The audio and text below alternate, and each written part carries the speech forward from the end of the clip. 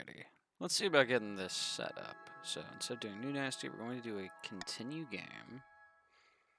And we'll be playing as King Morgan II of the Morgan Dynasty, presiding over the Kingdom of Barons of the March, Chiefs of the North, Patricians of the Coast. Let's do it. Alright, now I'll give people time to filter in, because I know I am early by 3 minutes from my usual time, and I did not organize as well this time as I should have. So, we'll give people some time to filter on in.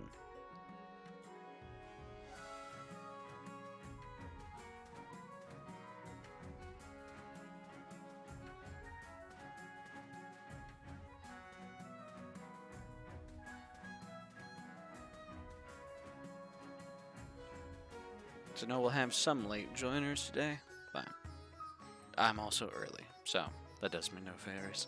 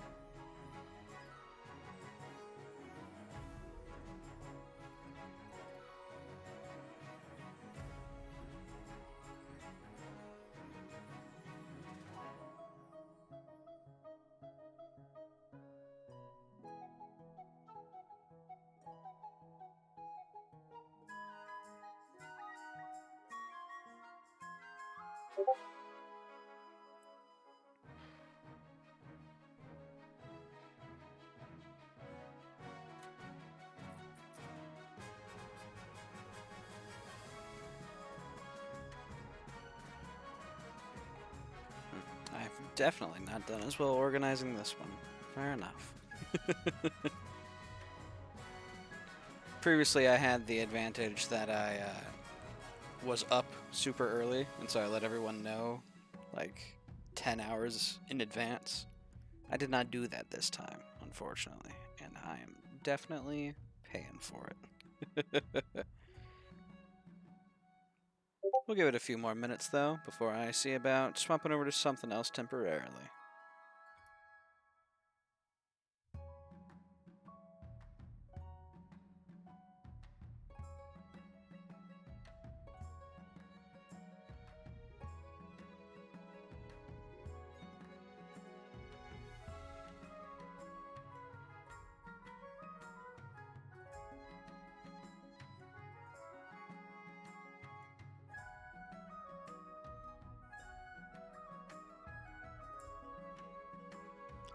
Hey, we've got our returning Baron, Mystic Kelpie. Let's go. Well, Mystic Kelpie the second. As I recall, your predecessor was unfortunately turned to stone by the Stone Maiden. I shall win this time. We'll see.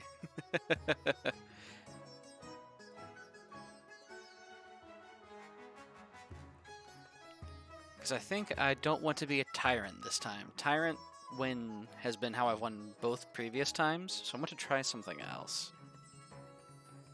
So I'll try a different goal for King Morgan II. You know, his mother was a tyrant who became a saint and dominated, and he wants to be remembered perhaps more fondly.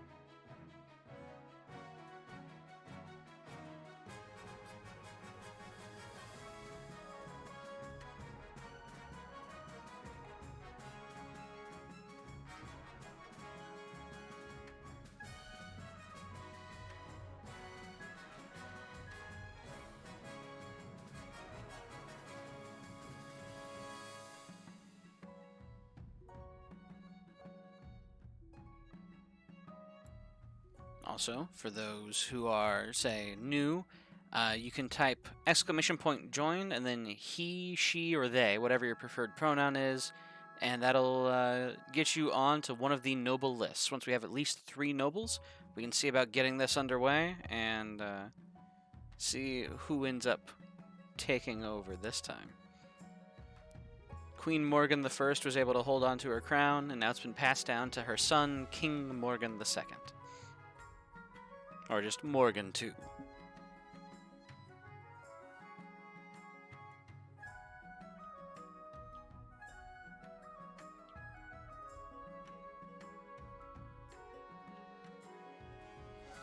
So, we just need a couple more people, and we'll be all set to get this underway.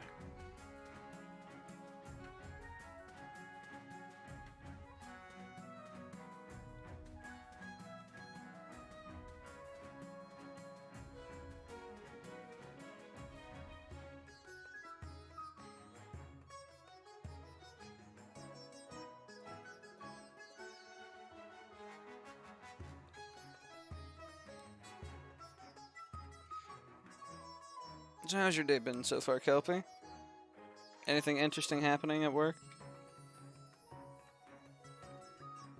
Or is it just more people trying to, you know, and failing to have turned on the device and turned it off again?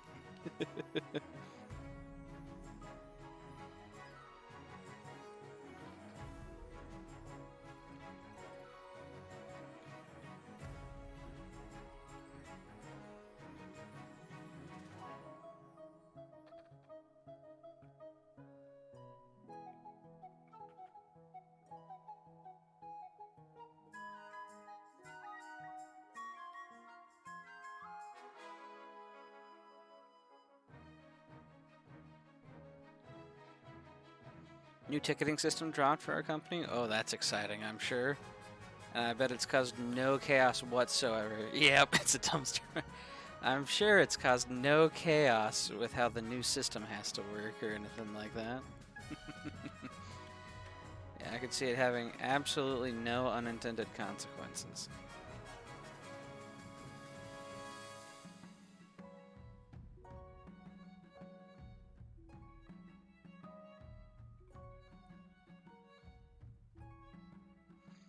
Try pushing a new system without any prior test. So wait, it's untested. Was gee, untested system. Please tell me they at least like prepped for the integration. Finding all here. Oof. Yeah, that doesn't sound like a good time.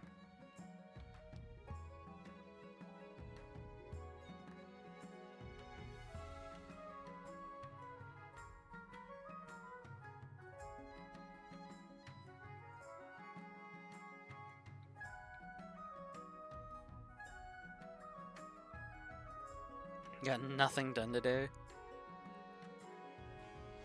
Were tickets like coming in but then failing to register into the system, or can people not even send stuff into the system in the first place?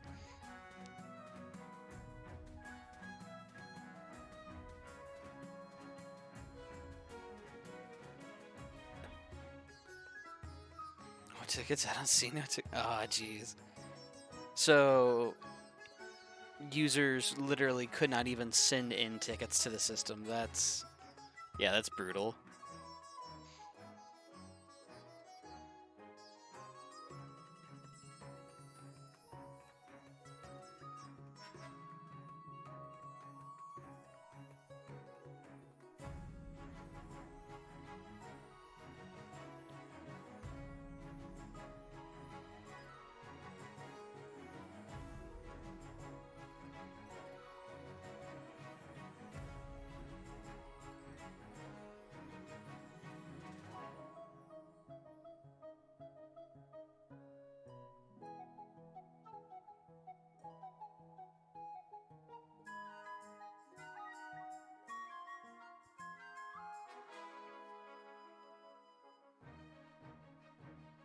Also, I may or may not have downloaded a certain game again recently.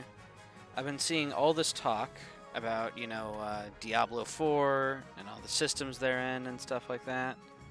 And I may have downloaded Path of Exile again.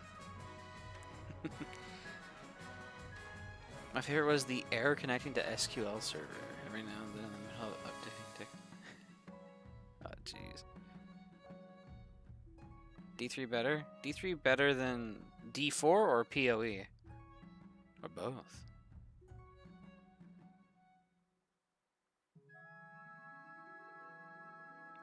D3 better than Path of Exile. Interesting. Bold claims, to be sure. I'm a sucker for all the, just the sheer, like, variety you can get out of Path of Exile.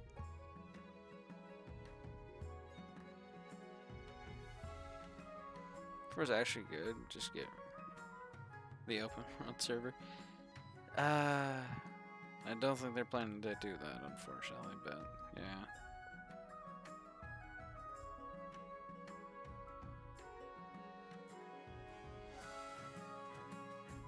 I know it's been a bit embroiled in controversy. As I understand it, basically people complained the game was too easy, so they halved everyone's stats, just about. And now it's just characters getting one shot left and right. On D4, yeah. People were upset that the game was too easy, so they, like, halved everyone's stats, made every character objectively worse, and then people just started getting dropped. Just one-hit kills. It's just the sorcerer? Okay. I know my dad was playing Necromancer and he was having some issues with it.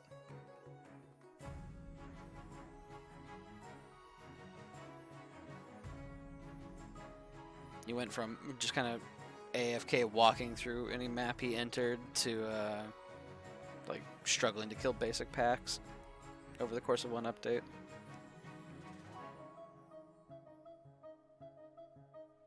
Not sure about that one, but Druid and Rogue are OP. Gotcha.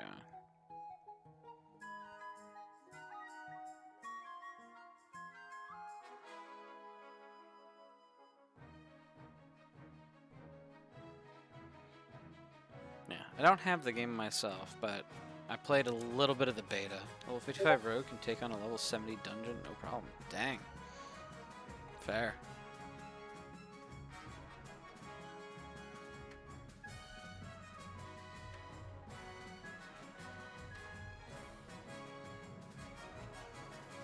I guess what is the current level cap in the game? I think it was like 70 in D3?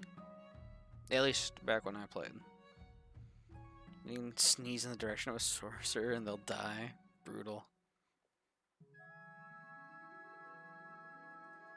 It really does be like that sometimes.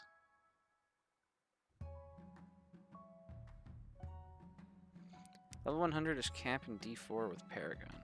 With Paragon? As in, like, it has Paragon system beyond that, like D3 did, or...?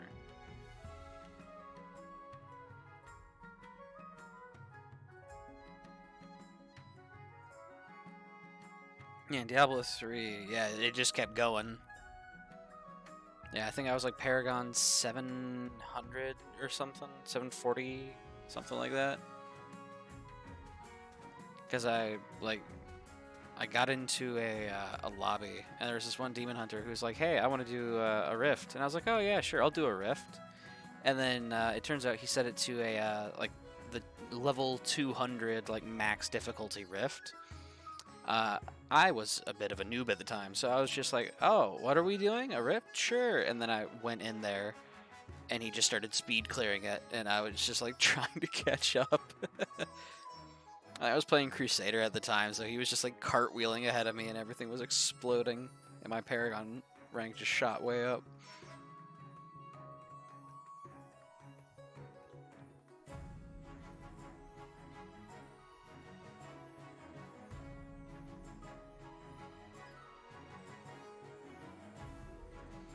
D4 level cap with Paragon is 100 for right now. God build for Demon Hunter is the best for D3. Fair.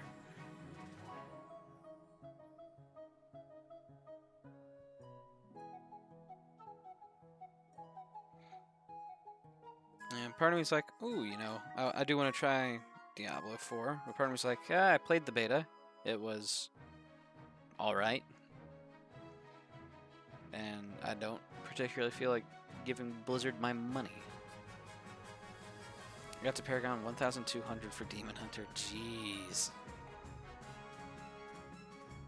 Fair enough.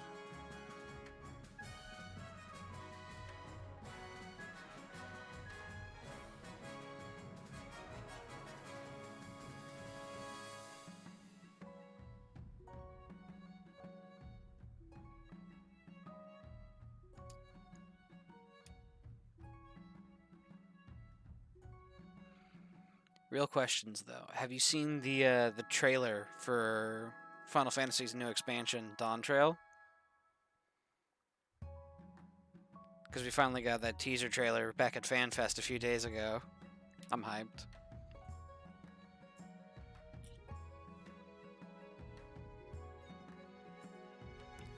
Yeah, it seems like Corsair or some sort of pirate is definitely going to be the melee DPS job, but I can't help but be curious about the caster.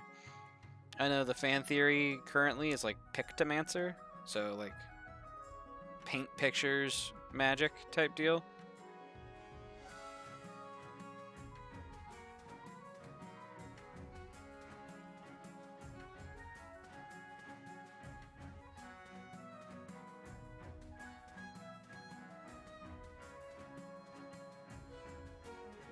Yeah, we'll see if it's actually like a magic DPS though, or if it's another support mage. Insert black mage joke here, you know. Real DPS don't have raises.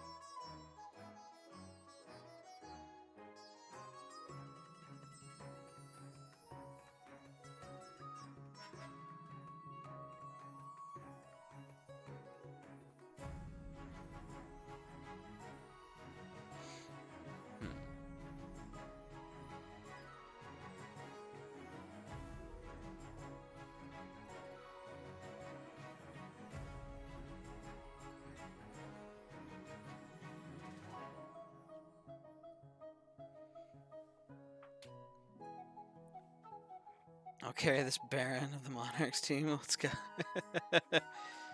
Fair. Yeah, unfortunately, I'm not allowed to begin until we get at least 2 more. So that's what we're holding out for. We're holding out for 2 more people. We need at least 1 chief and at least 1 patrician. And there's our chief. Alrook TV. How's it going?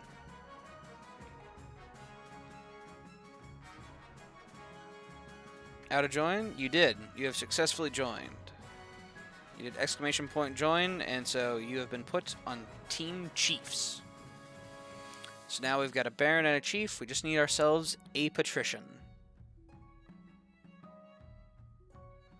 Once we get ourselves at least 1 noble Patrician, we'll be all good. How to play? Pretty much, we will be given a variety of options. It's a vote system, is the easiest way to put it. So we'll have a decision that has to be done, like how are we going to coronate the new king? How are we going to welcome them into office, essentially, as the king? So you can, say, as we did with Morgan the First, there was a blood oath that we forced all of the peasants to swear. There was also the ability to throw the queen in the river, have her carried around the city atop a bunch of shields, and you would vote with exclamation point vote, ABC. What's my role as a chief? So the factions themselves are pretty much just to filter the players. The general goal is sort of the same for all factions. Your goal is to complete your scheme and depose the monarch. So as the monarch, my goal is to have an heir and accomplish my ambition. And then as one of the nobles, your goal will be to select a scheme and then carry it out. We had the new model army for the barons last time as their scheme. We had, what was it for the chiefs? They were trying to lower my treasury, but I can't quite place it. I'd have to go watch the VOD. But yeah. So there'll be some votes that are for all nobles, and then there'll be some votes that are specific to your faction. So, like, whenever you're deciding what scheme you're going to try to perform, that will be a vote of just the chief players only. But then there'll be some council decisions where everyone gets to vote.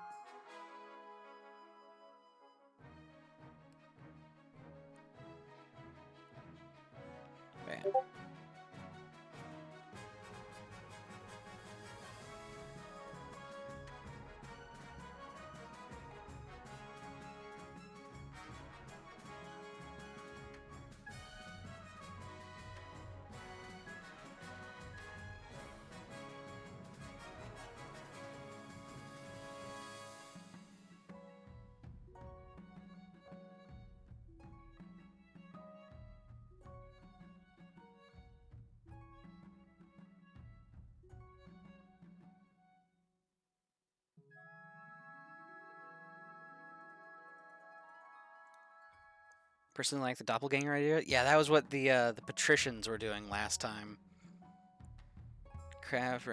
But the crab market didn't need to crash like it did.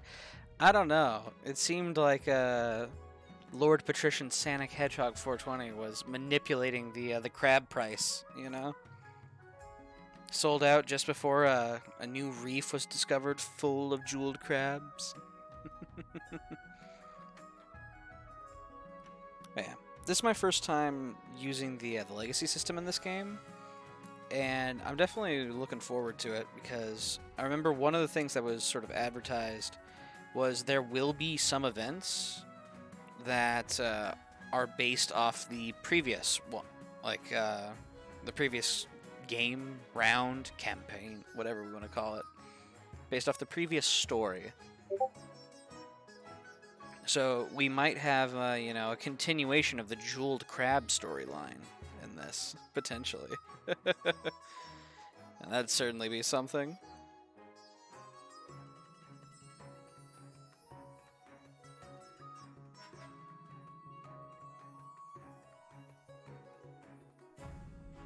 Oh, yeah, because we actually didn't kill the Stone Maiden. We, what was it the council elected to do? Basically nothing? Or no, it was hire a wizard.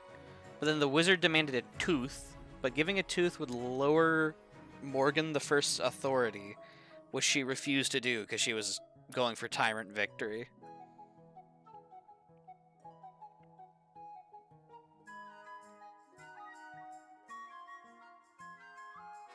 And since she refused, the Stone Maiden went rampant and just...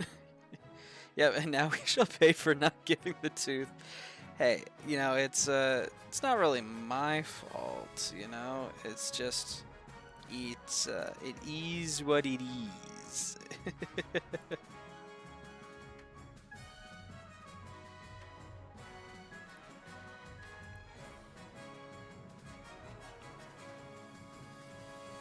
Alright, and for those who are just coming into the stream, you can join the game with !join, and then your preferred pronoun, he, she, they. If you don't provide one, you'll just go in as they.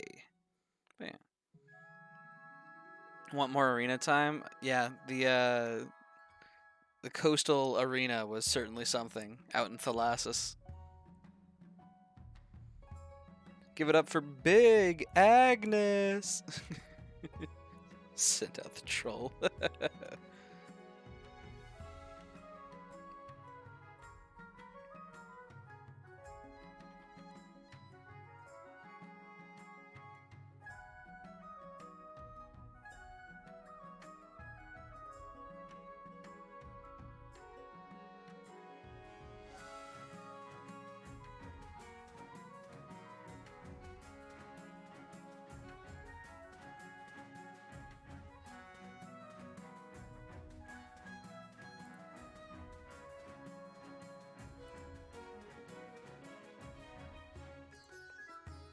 Alrighty, so we're still waiting on one patrician, and then we can get this game underway.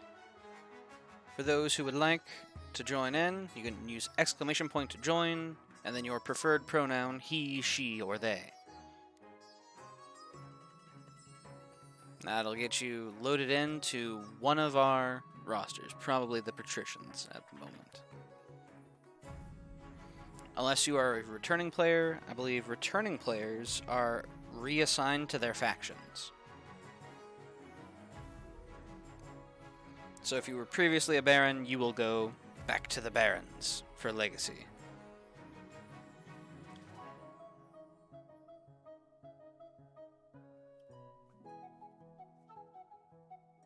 That explains me being a Baron. Yep. It filtered you back into the Baron spot.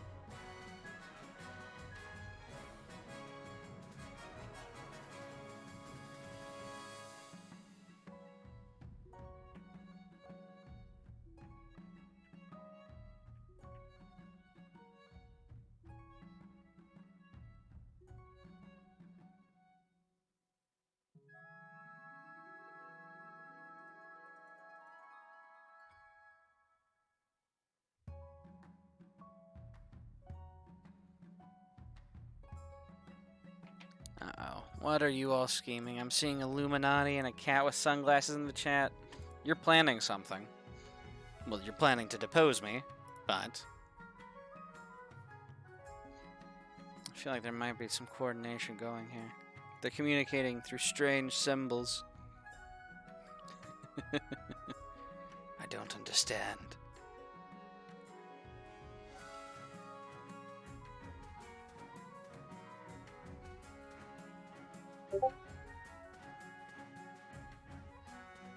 Pins, are you going to tax the hell out of us again? Hey. Taxation is important. It enables us to hire wizards who we then immediately tell to screw off when they ask for teeth on top of the 3,000 gold we gave them. You know? It's very important.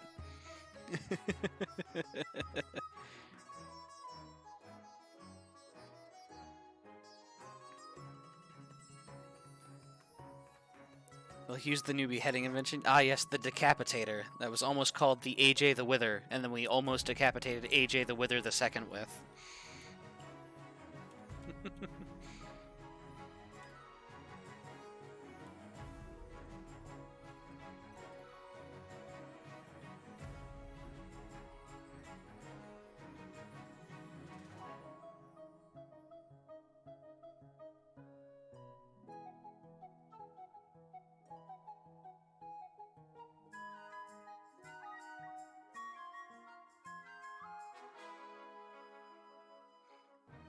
No, we haven't tested it yet, so how do we know it works?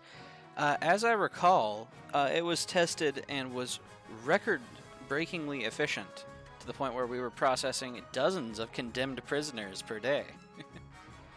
We were able to deal with many a political and treacherous enemy of the state. Undesirables. We were able to handle many undesirables.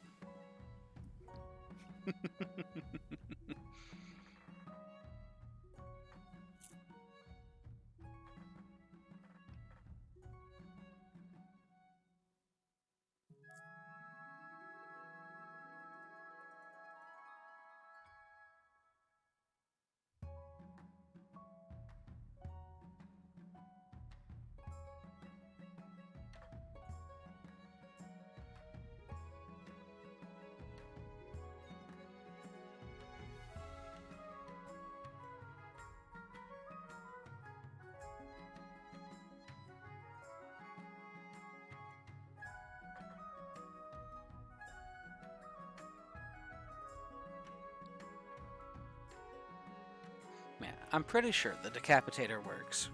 It's not a guillotine. Very distinctly, it is not a guillotine. It was the Decapitator. And it was almost used to decapitate its creator, but luckily the council voted to simply spread the design around.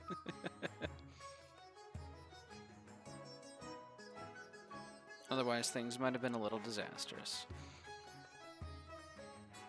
Also, to those who would like to join in, you simply just need to type in !join in chat, and it will put you into one of our teams.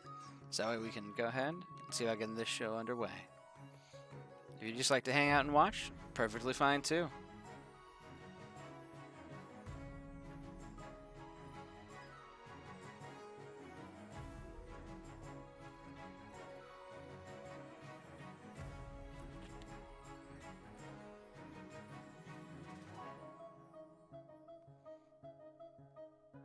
Waiting for one dastardly scheming patrician to join us, that we can get the game underway.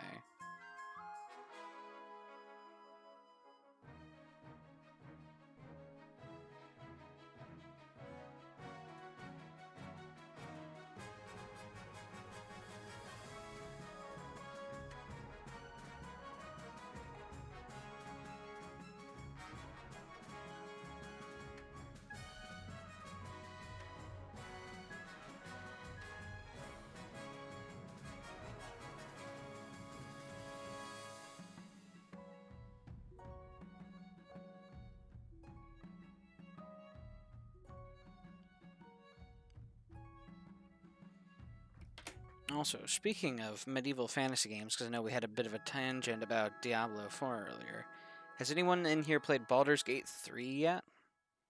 I've seen good things, and I've played a couple Larian games in the past. Like, I played Divinity Original Sin 2. That was sort of my introduction to Larian Studios, and I was very impressed by that game. And from what I've seen, Baldur's Gate 3 looks hilarious.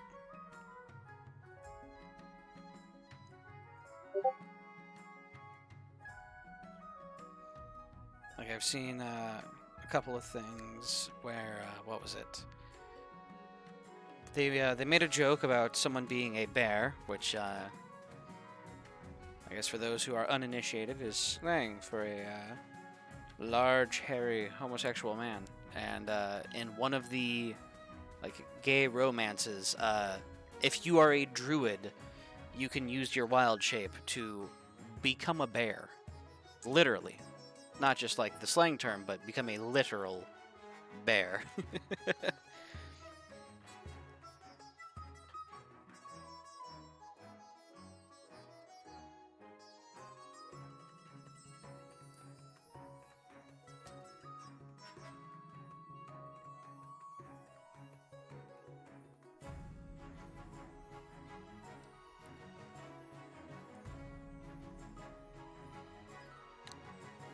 It's one of those things where I'll have to look into the game like next paycheck, because for the time being, my paycheck is spoken for, so kind of gotta just wait and figure things out as, you know, day-to-day basis.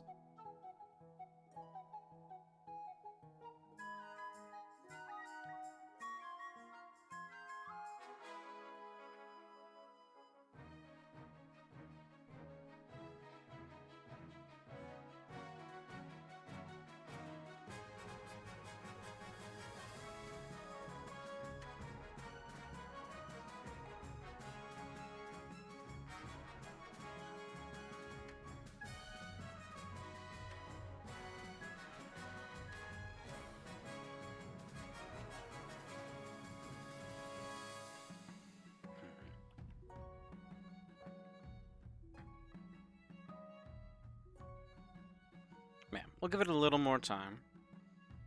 Because, in theory, we are one courageous individual away from being able to get the game underway. But, as it stands, we are left wanting. I may swap over to something else temporarily while we wait for more people. Just that way we have something a little more visually stimulating, I suppose. Exclamation point, join that one, Cheeto. Yeah,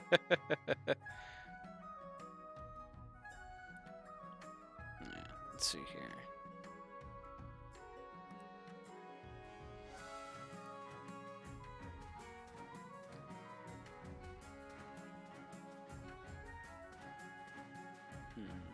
I don't think I have anything that I could necessarily conveniently run while leaving the lobby up, unfortunately. So, for now, I will remain patient.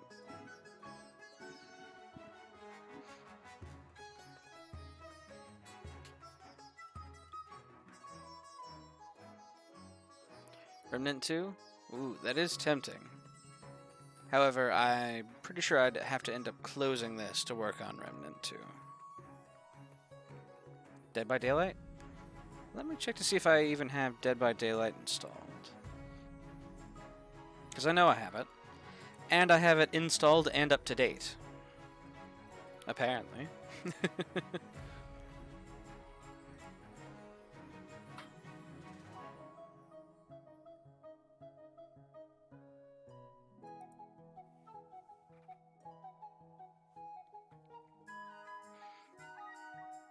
That said, I do feel bad if I was to swap games. Because in theory, we are one person away from being able to begin.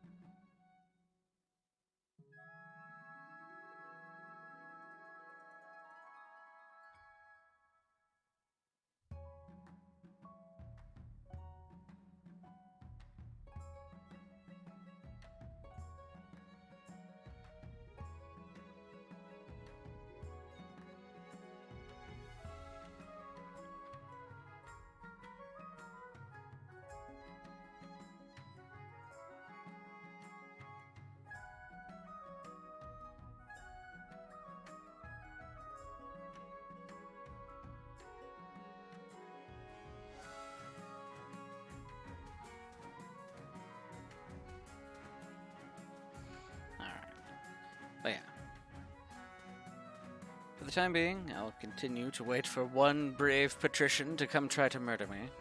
But for those who are new, because I see we have some new viewers, at least in the viewer count, if you would like to join into the game, so that way we can get this underway, it is !join, and then your preferred pronoun, he, she, or they. If you don't choose, you'll simply be assigned they.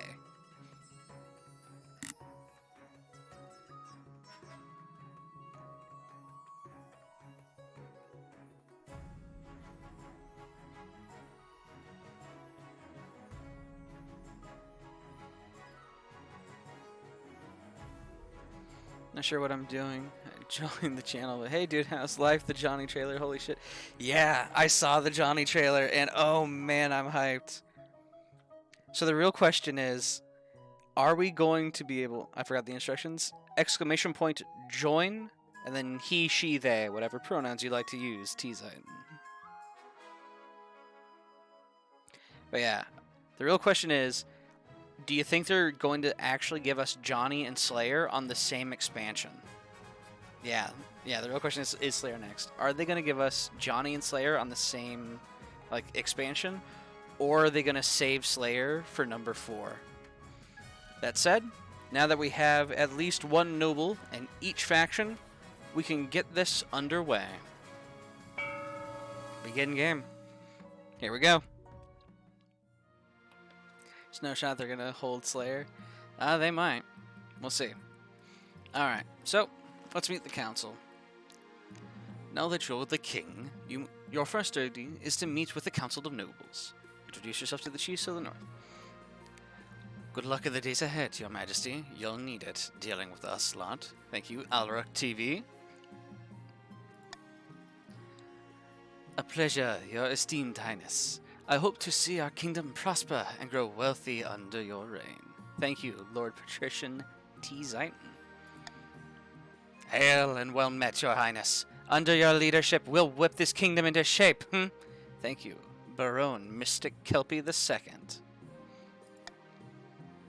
Council hall immediately fills with raised voices as the nobles argue. Is this what your mother fought so hard for? Oh wow, I'm actually looking at the stats. Like, faith has carried over, so we have 10, 5, and 10 faith. Because Morgan the First forced faith to everyone by becoming a living saint. Interesting. Okay.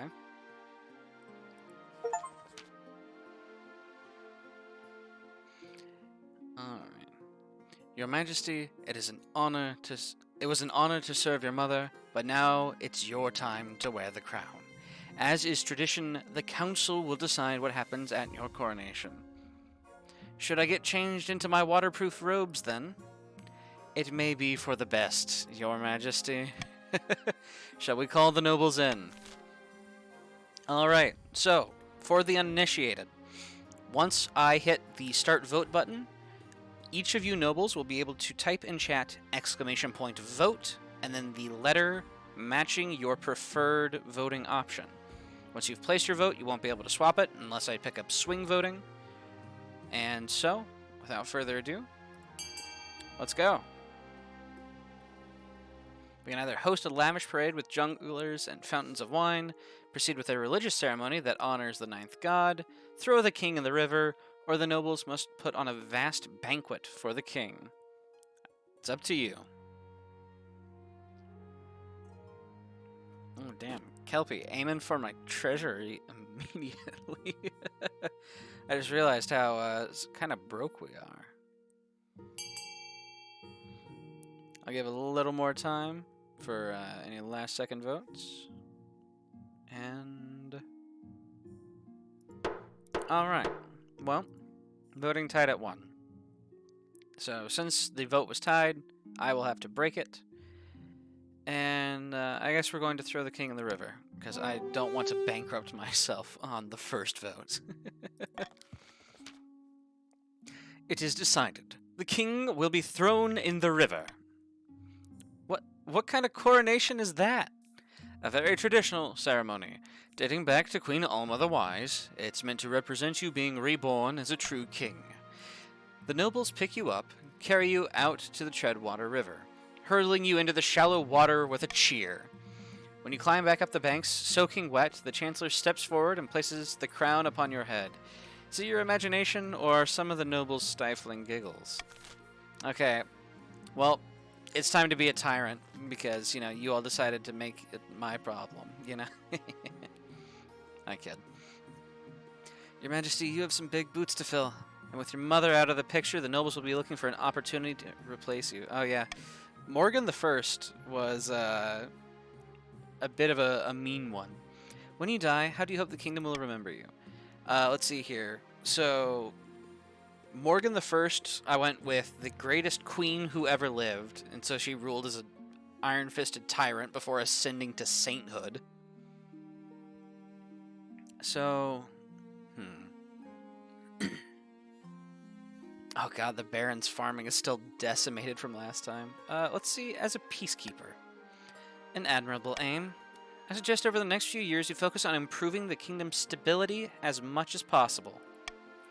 Once you have an heir, I will return to discuss how your ambition is progressing. Good luck, Your Majesty. Alright, so with that, we come to the end of the first season. So, now, Barons.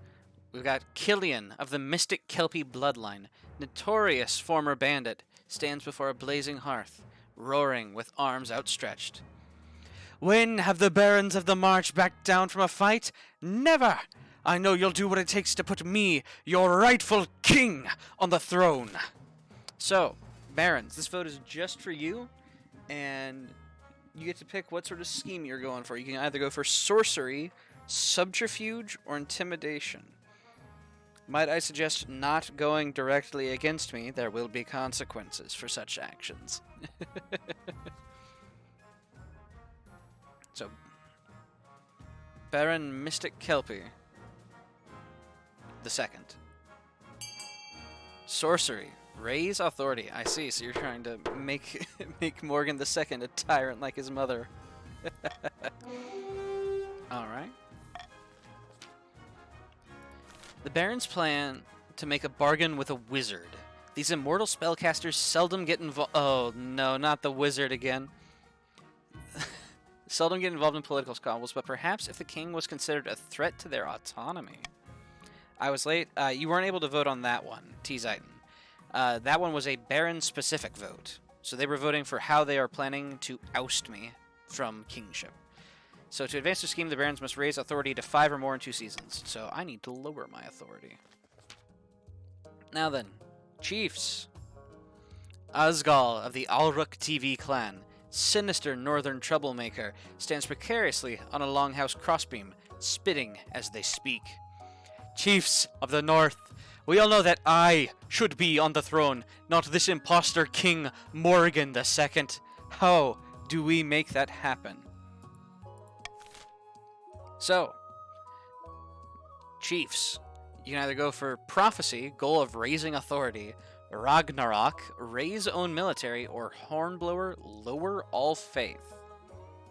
So Alruk, if you are still with us, this is just for you.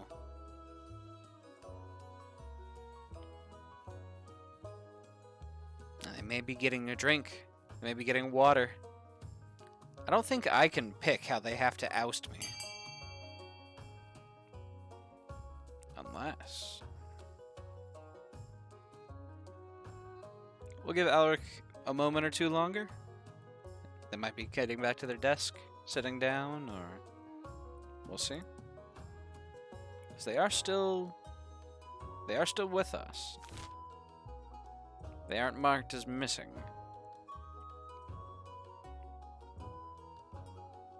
Alright, we're going to click it. Voting is closed. Fair enough. So, it randomed Hornblower. Goal is to lower faith. The thing that Morgan I worked so hard for. The chiefs plan to dig up Oddheld's legendary horn and use it to take over the kingdom. First, they must win the favor of the gods by diminishing the kingdom's belief in the Ninth. To advance their scheme, the chiefs must lower the combined total of all regions' faith to 12 or less in 4 seasons. Alright. Patrician, so T. Zeiton, this one's going to be all you. So we have Cassia of the T. Zeiton family. Charismatic coastal prodigy. Scribbles with a well-used quill on a hardwood desk, speaking calmly. Fellow patricians of the coast, my claim to the throne is far more legitimate than that of King Morgan II. Something must be done. So, patricians, you can either go for doppelganger, uprising, or conspiracy. Forgot how much I hate the old Demon King. How's it going, Vimur? Welcome back. And yeah, old Demon King is a pain in the ass.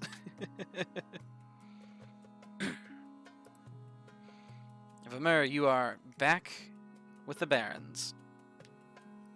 So T. Zeiton, this one is up to you. I think he may have gone to go get water now, perhaps. Oh, never mind. Hush my mouth. Uprising. Raise treasury. Okay.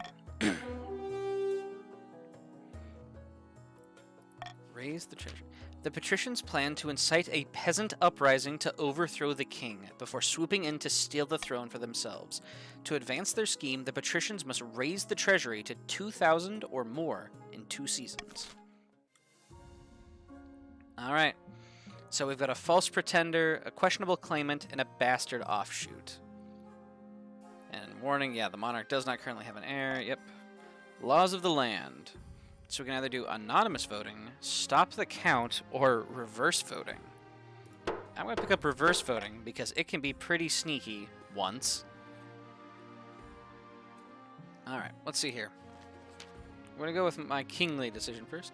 One evening, you're sitting up in bed, reading some paperwork, when a filth-encrusted peasant wanders into your bedchamber, as bold as brass.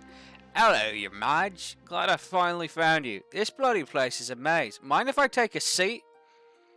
Guards? Guards? But your palace watch are nowhere to be seen, despite you yelling yourself hoarse. Listen, I've got a bloody great idea for you. What if gangrene could be cured with moldy bread? I haven't tried it yet. I've got a good feeling. Before the peasant can explain further, your marshal bursts into the bedchamber, sword drawn. Your Majesty, I'm sorry I didn't come sooner. I have no idea where the palace watch are. Do you want me to kill this intruder? Just kick him out. Arms behind your back, scumbag. My stream crashed. Does it keep my slot? Whoops. Yes, you are still a member of the patricians. You're able to come and go as need be. The peasant is dragged from your bedchambers, still babbling about moldy bread. When the marshal returns, she looks grim. If one thing's clear from this mess, is that you need an honor guard who can actually keep you safe, not like the pathetic watch. Think carefully, Your Majesty. These guards' loyalties will be divided between you and their region. Of course, you could just hire foreign mercenaries. They'd be loyal to coin, above all. Tell me about the Northern Warriors. Bearded oafs with axes and no manners. They'll get drunk and cause trouble in the palace. No discipline at all, and I can't guarantee they won't run off on some random quest. But they're honorable, and in a fight, unbeatable. I got some bad news for you, Northern Warriors. I've seen you beat, because Morgan I did a trial by combat to decide her honor guard, and let them all kill each other in the gladiatorial arena. Veterans of the March ended up winning that. Tell me about the Coastal Gladiators. A gang of low-born crooks who've turned themselves into celebrities through their skill at chopping other people to bits. They're vain and selfish. Their skill in battle is undeniable. But can you trust them? Tell me about the Veterans of the March. These soldiers have fought more battles than they've had hot dinners. They'll be uncouth, no doubt, and won't adapt well to life in the palace. But they're loyal and tough as nails. I made my decision. And let's see here. Who's better at guarding the vain and selfish than the vain and selfish? We are a peacekeeper. And Mother's honor guard was the Veterans of the March. But instead of going with that, we will break with tradition, and we will go with the Coastal Gladiators. Make the arrangements at once. The gladiators arrive a few weeks later. The men are bare-chested and the women underdressed, eager to show off their bodies as much as their weaponry. They gather behind your throne and begin oiling themselves up. Katori Blueberry, thank you so much for the follow. I appreciate it. I'll go ahead and get the noble list up so that way people can see where they are. Adyet, thank you for the follow as well. So, Katori, interesting. Blueberry is with the Blues, and Adyet, you are with the Patricians. T. Zayden, thank you for the follow as well. So many follows. Thank you, everybody. All right, so we've got essentially the Emperor has a text-to-speech device, Custodes just oiling themselves up behind the throne. All right. The monk. Your Majesty, a coastal monk named Gildefrith seeks an audience. He's writing a book and has a small request. I can vouch for his seriousness. What kind of book? He wants to write the history of your reign, Your Majesty, so future scholars may delight in tales of your wisdom, I can only assume. Show him in. The Hell Arena went at least for a week, and I'm going to a camp. Great stuff. Weather's absolutely fantastic. I get you, Vimmer. It'd be like that sometimes. Thank you for seeing me, Your Majesty. I'm writing a history of your reign, but research is costly. I was wondering if you might donate a little to support my efforts. So you can either, of course, my good monk, or portray me as a living god. Okay. Let's do it. What could go wrong? Thank you for seeing him, Your Majesty. Can't wait to read his book. Oh, Gildefrith is trying to write a complete history of the kingdom. I doubt it'll be ready until long after we're both dead.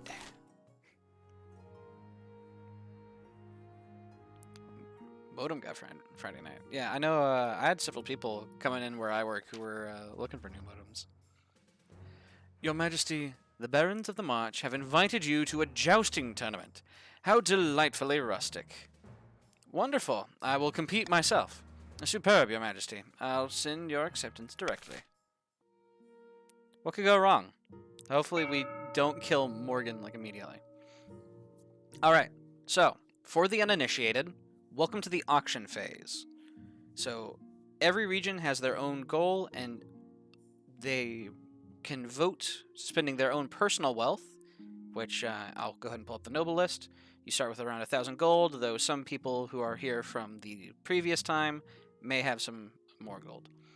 So, you can vote for any of the buildings with exclamation point fund, and then X and Y, where X is the letter, so you'd say, like, say, Fund A, and then you'd type in how much you want, so Fund A 500 type deal. Yeah, it's not quite running yet, all good. But if it's something like trade, it'll only affect your particular region. Things such as authority affect the kingdom stats. And yeah, let's go.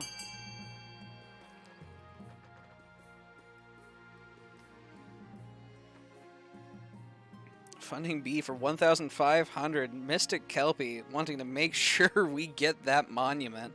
Jeez. And we've got the observatory coming in with 1,000 funding from Katori Blueberry, lowering faith. Alright, there's still time for another building to take one of these slots. T. Zayton funding F, the library, for 750. Vimmer funding B for 769. Nice. Only the top 2 buildings will get made. We got 20 seconds left. I'll go ahead and I guess you can see the richest nobles on the right to see who still has money to give, should they wish. So far, it's looking like it's going to be a monument and an observatory. We got 7 seconds left. 5, 4, 3, 2, 1. Alright, time's up. Buildings funded. We've got the monument funded with the biggest contributor, Mystic Kelpie. Baron, Mystic Kelpie II. And we got Katori Blueberry funding the observatory. Alright.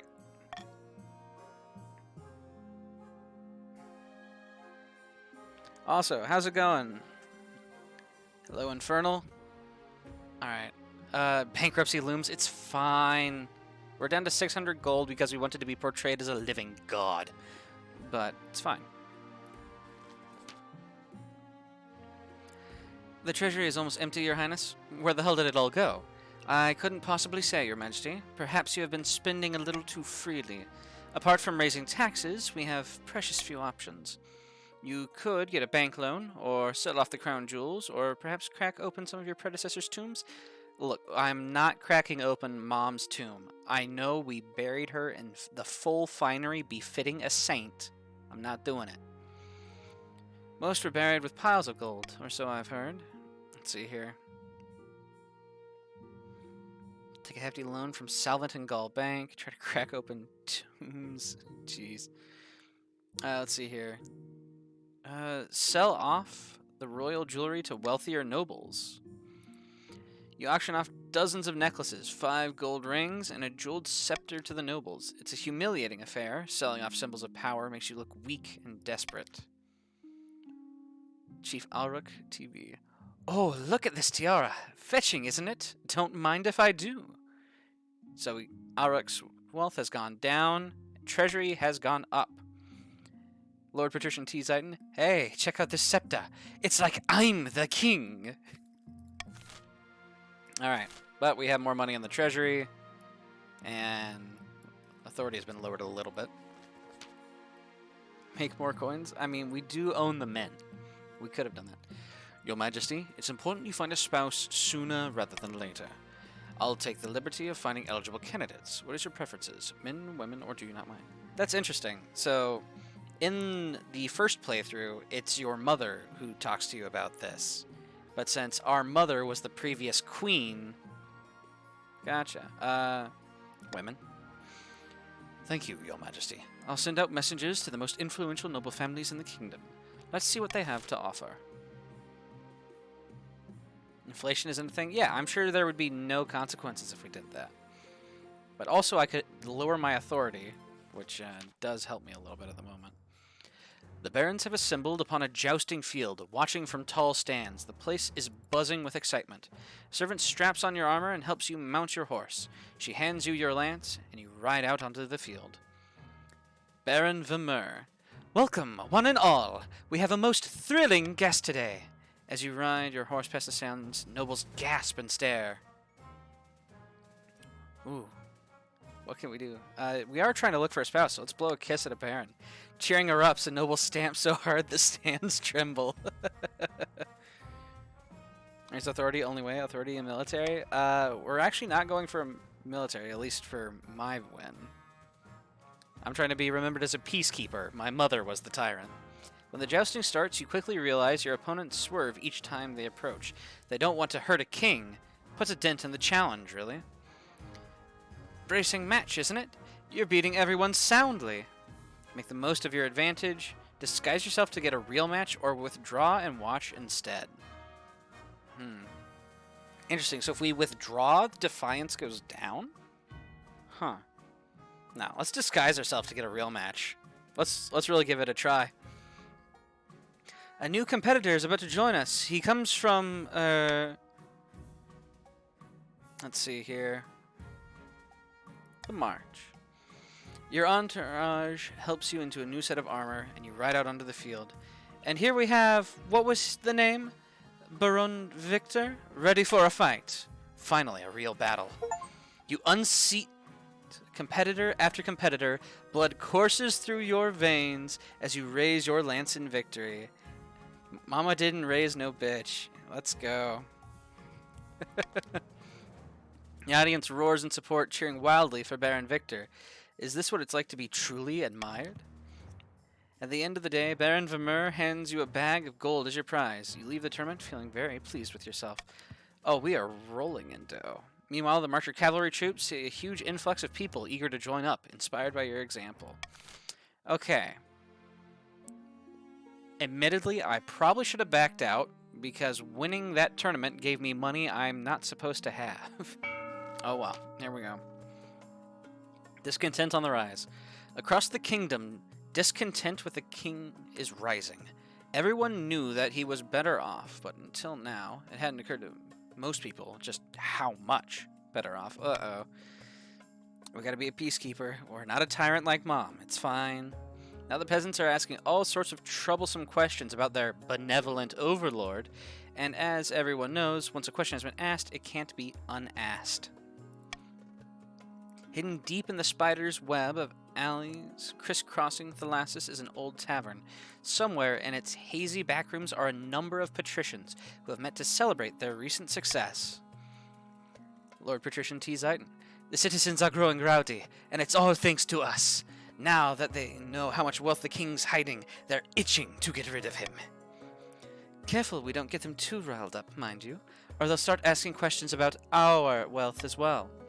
Yes, now it's time to incite some real chaos. Show them that King Morgan II is not only greedy, but he's utterly incompetent too. For the next stage of their scheme, the patricians must lower stability to 4 or less in 4 seasons. Interesting. So now you are aligned against me. Recruiting a wizard.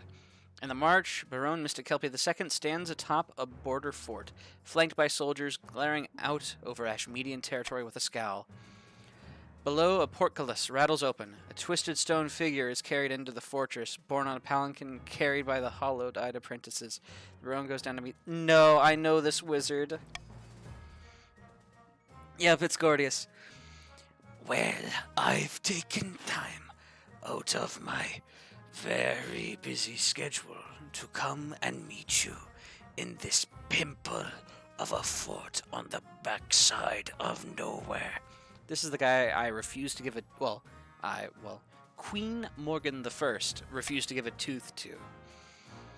I thought we might have a common goal. Save your breath. I already know what you want from me. Assistance in overthrowing the current king. Am I right? Well, was it that obvious? I was born a long time before yesterday, my good Baron. And unlike some of my more isolated colleagues, I'm no stranger to political machinations. On this occasion, our goals happen to align, but I cannot act on your behalf. Not until the bees are taken care of. Did you say bees? Yes. On this plane, they're simple insects, but in the apiary, the world of dreams and magic, they're powerful and intelligent. Call themselves the dreams of being. They have an innate fondness for royalty, and sometimes protect monarchs from magical interference, so they won't harm non-magic folk beyond the occasional sting, so you can deal with them. I stand whoever decided the chief's ambition. Yeah, lowering faith when the previous monarch was a saint. It's hell yeah. It's gung-ho, to be sure. For the next stage of their scheme, the barons must lower all regions' combined farming to 14 or less in 4 seasons. Alright, so there's another system in this game, which is the taxing and also trade bonus. The higher your region's trade, the more likely it is that your region will get the trade bonus. The trade bonus right now is the patricians make 500 wealth selling penny stocks to gullible peasants. Other nobles gain 200 wealth. So all patricians gain 500, and all nobles in other regions gain 200. And now I get to decide on taxes. And let's see here.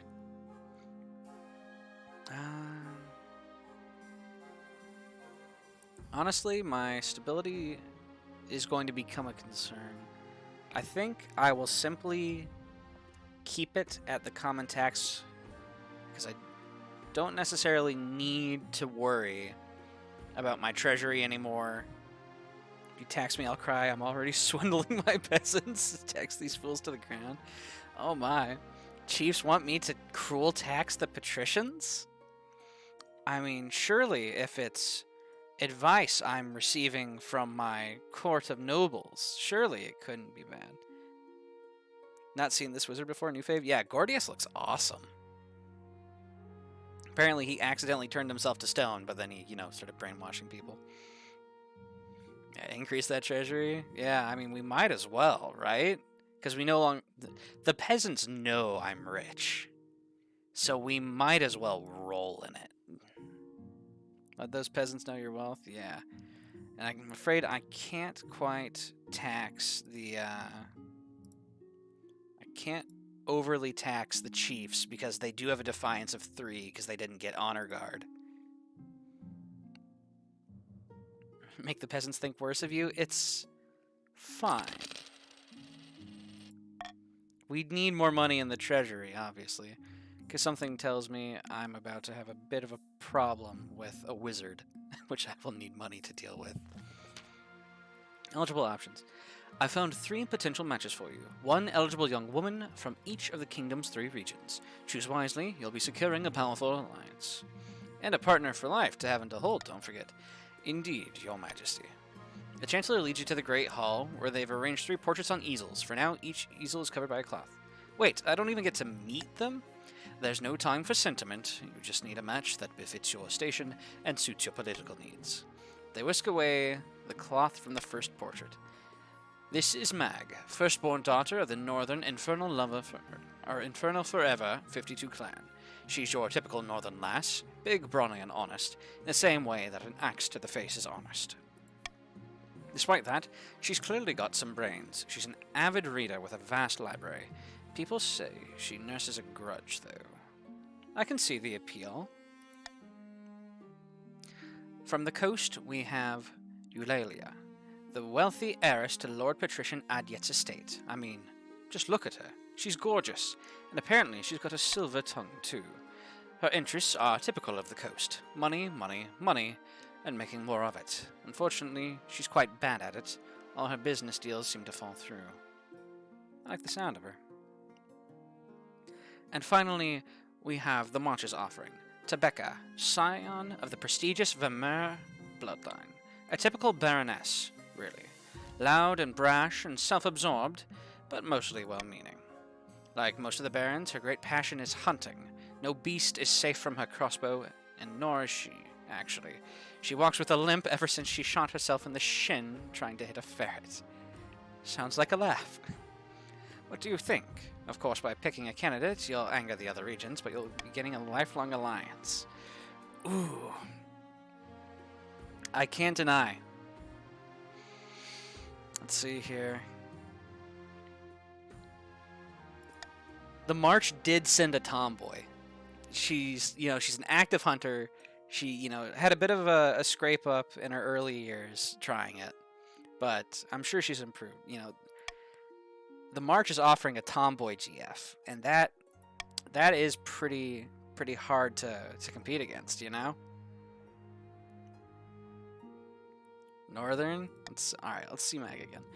This is Mag, firstborn daughter of the Northern Infernal Forever 52 clan. She's your typical northern lass, big, brawny, and honest. Ooh, the same way that an axe to the face is honest. Despite that, she's clearly got some brains. She's an avid reader with a vast library.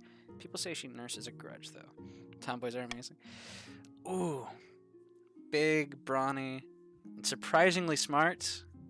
Ooh. Okay. The Chiefs and the March are making some pretty good arguments for themselves. Let's see here. So we've got Eulalia, wealthy heiress. She is quite pretty. And she likes to make money, but she's really bad at it. I've made my decision. We are going with Hunter GF. Hunter Tomboy GF. I'm sorry. Pass on the North, she'll hold a grudge against you. I'm sorry. I'm sorry. I did not pick the daughter of your clan, Infernal Forever 52. I married into the North last time, and I want to try and mix it up. Like, my father was a Northerner, and apparently, him and my mother didn't always see eye to eye. There wasn't quite a spark, but they made me, the king, and I can't fault them for that. But I need to diversify these alliances,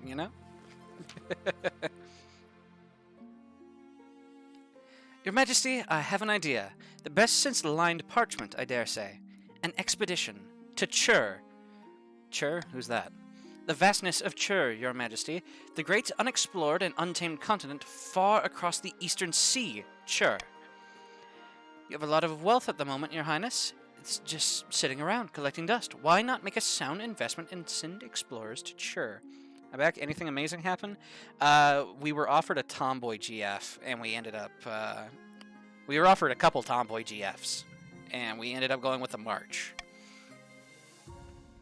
Who knows, they might find treasure, rare materials, ancient history, a new disease. She's a bit too animated when she says the word disease. God fucking damn it, silly March. Yeah, we married into the north last time, which was, it was quite fun. It was Lascal of the Infuego clan. So we decided to go ahead and mix it up. Sounds like a fine idea. Her eyes light up behind her spectacles. Wonderful news. I shall make the preparations immediately. Expect a brief on your desk very soon. Alright, so we're sending an expedition out to Chul. Let's see here. We got Eshmedian, Tavallin, Valmir, Kurth, Dene, Atish. So, wait, out to the east? Oh wow, yeah, it's literally unmapped. Fair enough. We're gonna fill out the map. Mystery Night. As you walk the corridors, your spy master falls into step behind you. She hands you a wooden carving of a figure astride a horse. I hear a mysterious knight called Baron Victor made quite the impression during the last jousting season in the March. No one knows who he is. Barons want to sell these figurines to commercialize the enigmatic jouster. It would bring a great deal of money to the area. Sponsor the following of Baron Victor. Dramatically reveal... Ooh, I could dramatically reveal that the mystery knight is me. Or refuse to let them profit from your achievements. I don't have the greatest authority. And that's a 60% chance on stability roll. It'd lower Defiance, though. Would it lower Defiance only in the March, though? Defiance is already 0. They've already got crazy trade. Also, Barons of the March, don't worry about your farming. It was rough under the rule of Queen Morgan the First. There was so many dead peasants. Let's dramatically reveal it. Ooh. Make your big announcement with incredible pomp, putting out a proclamation that the mysterious knight was none other than you. Not all the barons are happy that their beloved knight was not actually from the March, even if it is the king. Fair enough. Tried to up my stability. Yep, we took the gamble. Alright. Speaking of gambling, you can either get anonymous voting, royal gamble, or swing votes. What did we learn? That I'm going to take royal gamble instead of monarch's vote for the memes. Hey, yo, let's go. Dynasty event. So this is what I was talking about with the legacy system.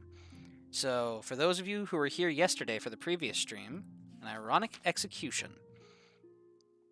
Your Majesty, my little birds have brought most interesting news. Mag is a traitor. She's been selling northern military secrets to Ashmead for substantial amounts of cash. Holy shit! I dodged a bullet picking the tomboy from the March north. What were you trying to do? Trying to have this traitor be my queen? All lies, Your Highness. I've been feeding Ashmead strategic misinformation to lull them into a false sense of security. And besides, you can't cut my head off. My family invented the decapitator. No! Holy shit. She's descendant. Like that, the clan line.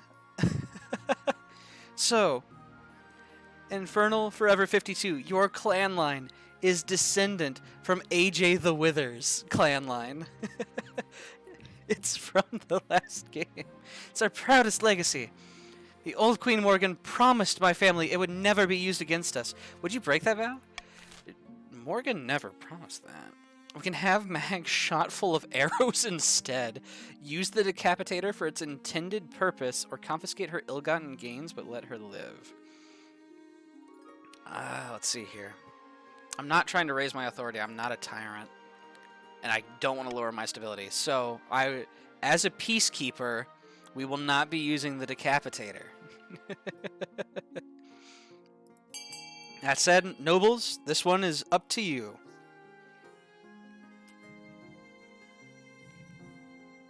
Oh, jeez. Alright. Oh, wow, it is unanimous. Everyone wants to kill her. She said she was selling strategic misinformation. Oh, geez. It is unanimous. Okay. We're not going to have her decapitated with her family's own invention, but... Oh, boy. That was unanimous. Have Mag shot full of arrows and said, I almost married that. North. Jeez. Mag is tied to a tree. Your archers raise their bows. Hang on. Maybe cutting my head off would be quicker? Is it too late to change my mind? The only answer is a volley of arrows. God, we're not trying to be a tyrant like Morgan the First, but... Jeez.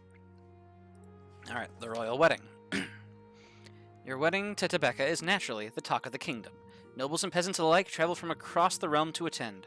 For a week and a day, the capital is one giant party. Feels like you're the only one not taking part. Instead, you're getting ready for the ceremony. Soon enough, you're standing in front of St. Bertrand's Cathedral with Tebeka at your side. Do you take this woman as your lawfully wedded wife? I do. Tyranny is in thy blood. Do not reject the blood. Funny you should mention blood oaths, Adyet. In the very first one with Morgan the First, the option that was chosen for her coronation was to have all of the peasants swear a blood oath, where they had to line up, slit their hand, and smear their blood across her boots. They had to swear a blood oath to her. Then I pronounce you king and wife. After the wedding, of course, there's a feast. And after the feast, a dance. Your new wife, Tebeka, dances so vigorously that she spills wine all over herself. Yo. Props to her. She's still got a limp, and she is willing to dance so vigorously that she spills wine. By the time you find yourself alone with Tebeka, it's past midnight, and you've never felt more tired.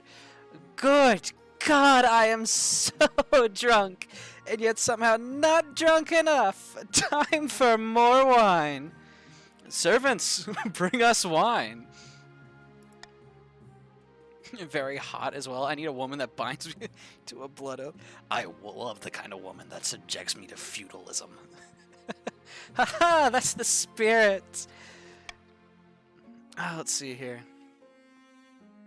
Shall we go to bed together? No time like the present, eh? Oh, she swigs back the last dregs of her wine and leads you to bed. Let's go! Morgan the First did not get boned on her wedding night, but Morgan the Second is able to deliver on the wedding night. Let's go!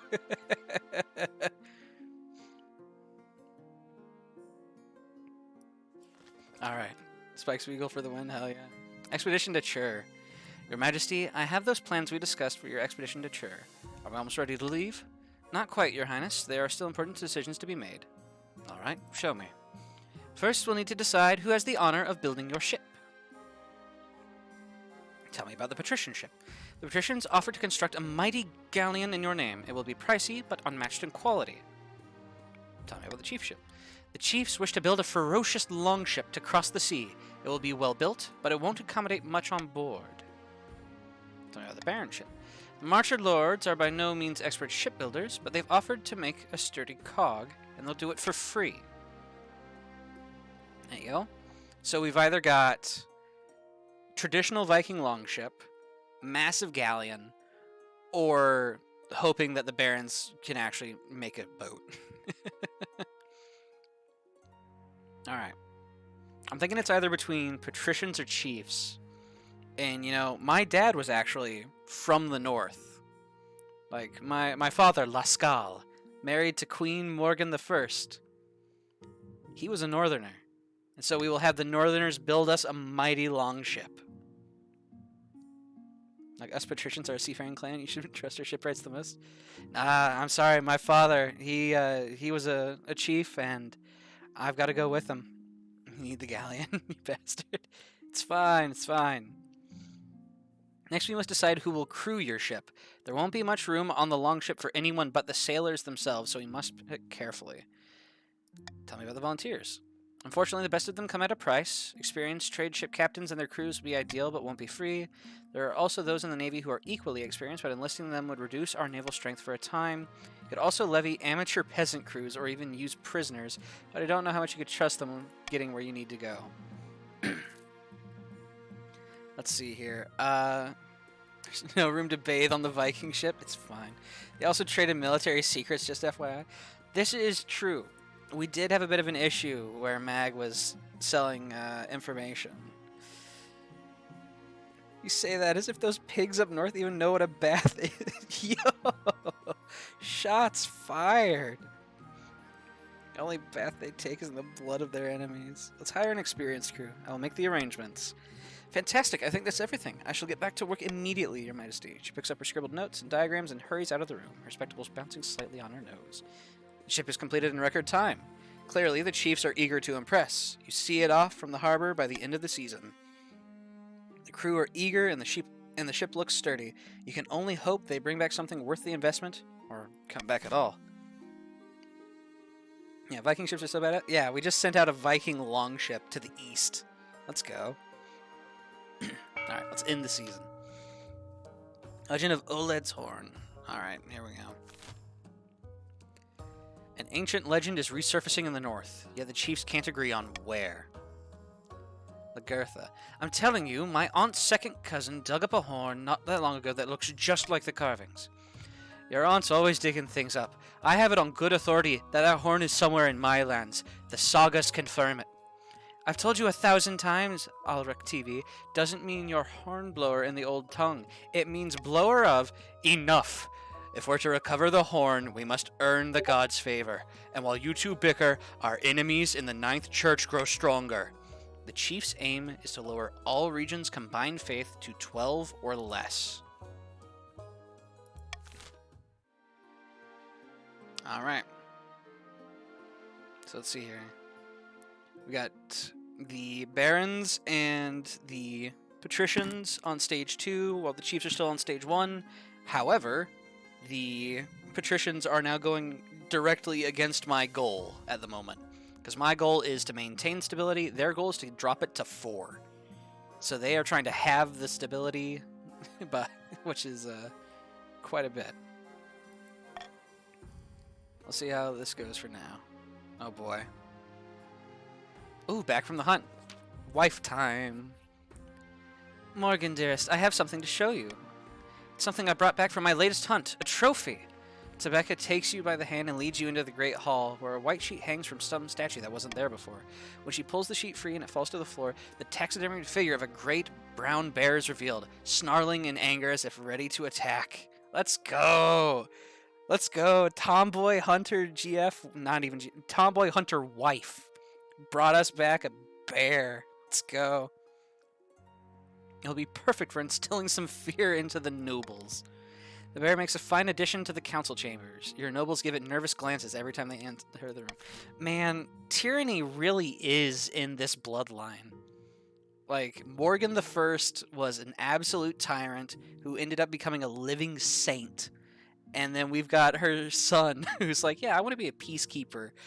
And he's keeping the peace through force. Horrible haunting. During a meeting with the council nobles, a commotion erupts as Chief Infernal Forever 52 lets out a piercing scream.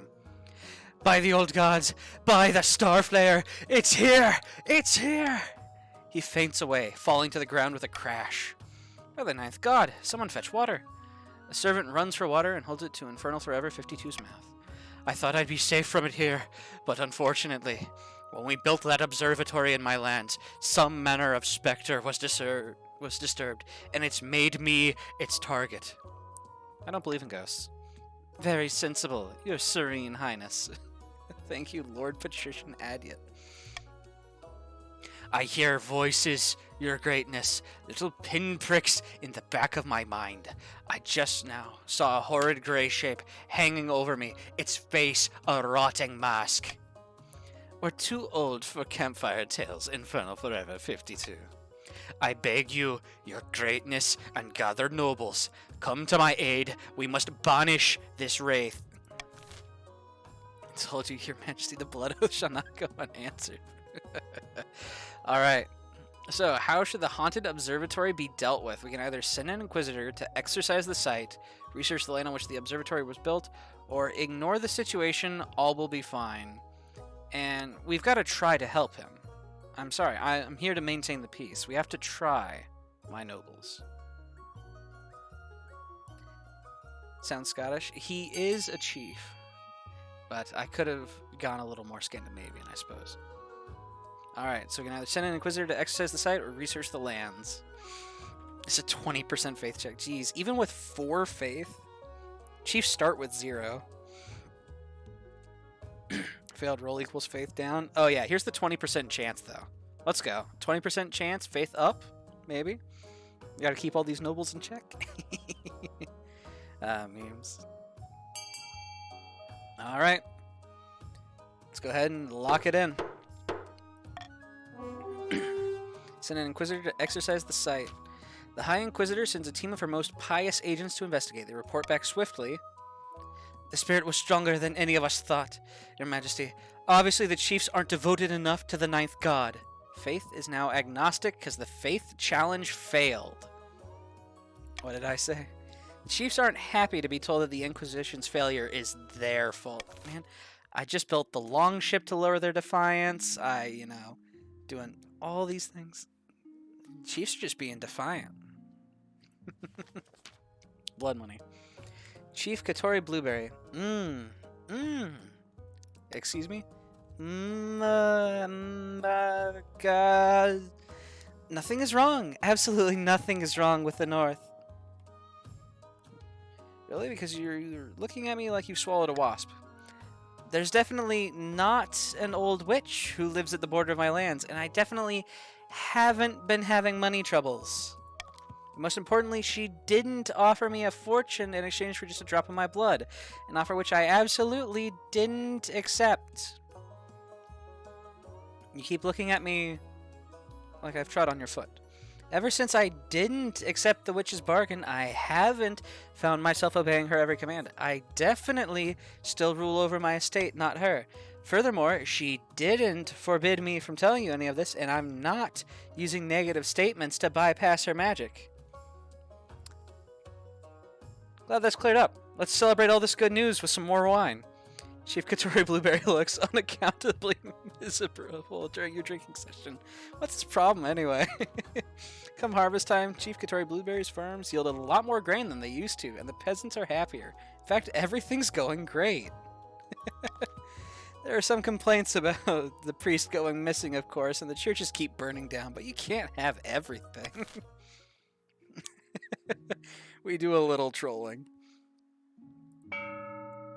Alright, that's it. We have an auction coming up, nobles.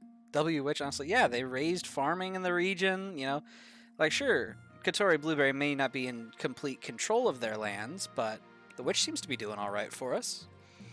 Alright, so, again, in case we have anyone new, I don't believe so, but just in case, you can type !fund XY, where X is the letter, so !fund ABCDEF, and then Y is how much you want to give. We've got our nobles list, so we can see how much money people have, and go at it. Build what you need. It's up to you, my nobles.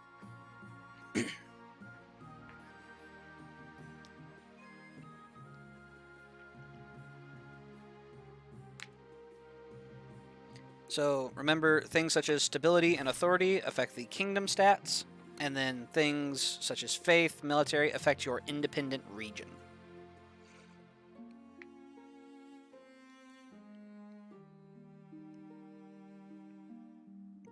So the goal for sorcery is lower farming. The goal for the chiefs is to lower faith to 12 or less. Wait. Lower all regions' total faith to 12 or less. Really? That's brutal. I just realized that because there's 20 faith.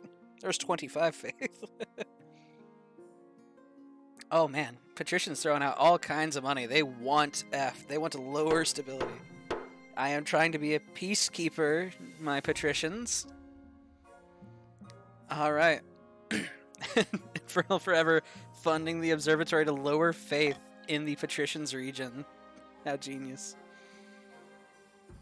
About your heir. Oh, please. Ah, let's go. Your marriage to Tebecca has grown strong and steady, like an old castle wall, that began as a political arrangement and blossomed into something like love. It's high time that you thought about an heir. Congratulations on order. The royal wedding was a magnificent affair, but something's still missing. You need an heir. You need someone young, whose loyalty is assured. A child of your own would do the trick, even if they're a bastard, or the youngest of your many cousins. My wife and I will have a child together. Ah, the traditional method. No one will object to that. I'll arrange for you to take a month off from ruling so you can get down to business. Thank you, Chancellor. Now we've got a spot of heresy.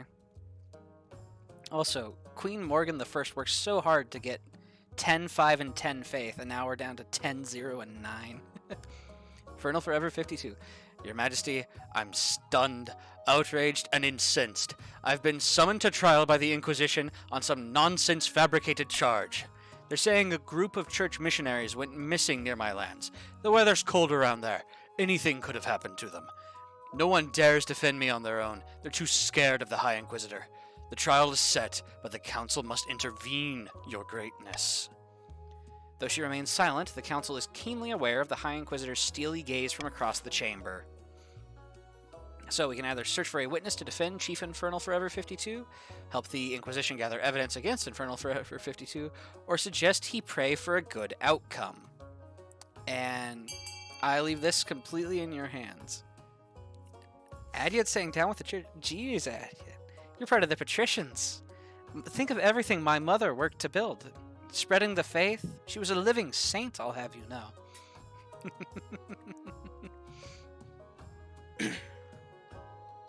Everyone goes missing in my lands no matter which faction. It'd be like that sometimes. Ooh, we got someone suggesting he pray for a good outcome. And we got the patricians. Ooh, patricians are splitting their votes. The stinky church keeps making us pay the stupid tithe. I only believe in one deity. Money. Fair. Your golden god. Well, lower stinky stability. Hey, my stability is a wonderful thing, I'll have you know. Let's see how it goes. You distribute a proclamation among the chiefs asking for a witness of Infernal Forever 52's innocence. A northern villager eventually comes forward, saying she saw the missionaries heading in the direction of the frozen lake near Infernal Forever 52's estate. Indeed, they're soon found wandering aimlessly through the featureless tundra, completely lost and snowblind, but alive. Let's go! With no dead missionaries, the High Inquisitor is forced to drop the charges and pay compensation to Infernal Forever 52, who sends you a small gift in thanks. Let's go! We are united! Stability is united. Let's go! I gotta keep a stranglehold on my stability, but we'll see. It can still slip away. Hello again, Infernal Forever 52. Your Majesty, the High Inquisitor's attempts to fix my poor observatory were worse than useless. That damned ghost again? Aye, Your Greatness, I'm afraid so. I never thought the chiefs would be so overwrought. Is there even proof of the so-called ghost's presence? Every time I visit the observatory, a terrible cold spreads down the back of my neck, and then I hear a voice calling my name. Actually, look at this bitch of a High Inquisitor. She keeps making promises over and over. He claims to be my great-great-uncle Gunnar, who died last century in a dreadful hunting accident. He says if I don't pay attention, my lineage will be doomed and my name dishonored.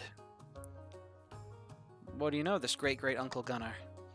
The family chronicles describe him as a bad-tempered old man with no sense of humor, an accurate portrayal judging by his ghost. Alright, so we can either destroy the observatory. The ghost wants Chief Infernal Forever 52 to listen. He should do so. Tell him to offer something valuable to appease the ghost or hire adventurers to deal with it. Let's see here. You see, I know that people want to lower the faith. So I'm going to put my royal gamble on it. So if this option passes, I gain 600 to my treasury. If If this option doesn't pass, I lose 200. So, royal gamble.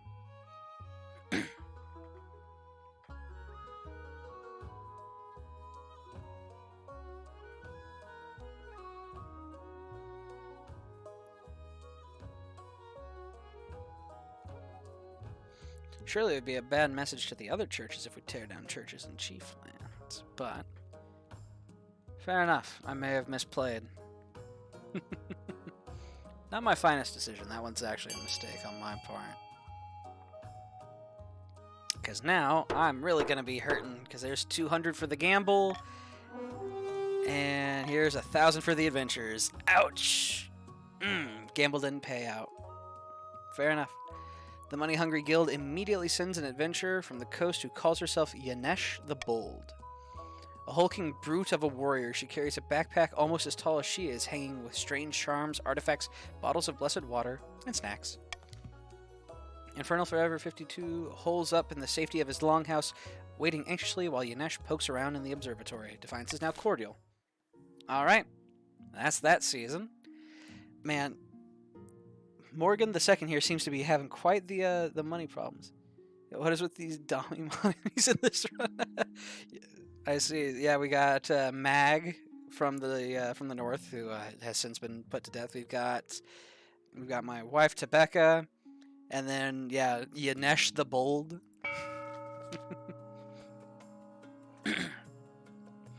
Back in the coast, Lord Patrician T. Zayton has met with his co-conspirators once again. Wine is being passed around in good measure, but there seems to be little cause for celebration. It's no good. The citizens are losing momentum. If we don't keep up the pressure, they'll go back to living their normal lives in peace. Bah! Those lazy good-for-nothings can't even get off their backsides for one measly revolt. We have to keep them unhappy. Don't allow the king time to stabilize. The patrician's goal is to lower the kingdom's stability to 4 or less. And you get money and you lose it quickly. Yeah, money seems to fly around Morgan II. The Dreams of Being. Down in the march, Baron Mystic Kelpie II is visiting the wizard Gordius in his tower of black basalt. Lava bubbles and cracks in the stone, somehow flowing uphill. Last night, as I slept, I walked through the glittering halls of the apiary. And do you know what I saw? Vast, crystalline palaces, dream queens upon shimmering thrones. The hives go from strength to strength. What happened to our deal, you fool? Am I dealing with an incompetent? But please, just give me a few more months. By the 9th, I won't let you down. See that you don't.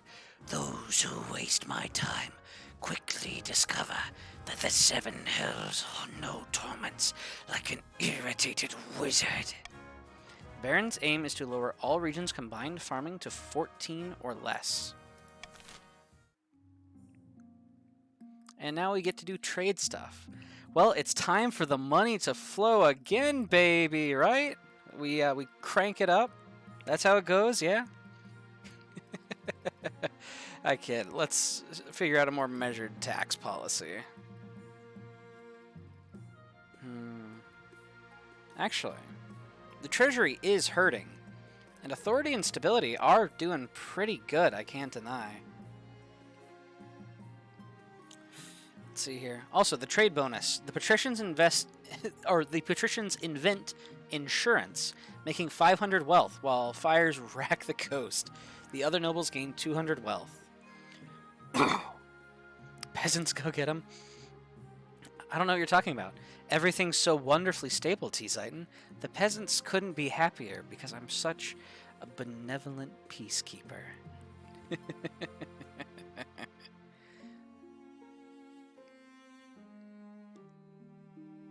Yeah, let's do it. It's time for some taxes. Uh-oh. Maybe I taxed a little too fiercely? Too much crime. Your Majesty, the courts are overloaded. They simply can't fit any more prisoners into their prison cells. I'm sorry, we can't fit any more prisoners into the prison cells? So we can either build more prisons, announce an amnesty and release everyone, or hold a prisoner lottery and release the winners. Huh. You know what? I leave it in your hands, my nobles. It's up to you. We'll see what happens. This is your vote for the kingdom.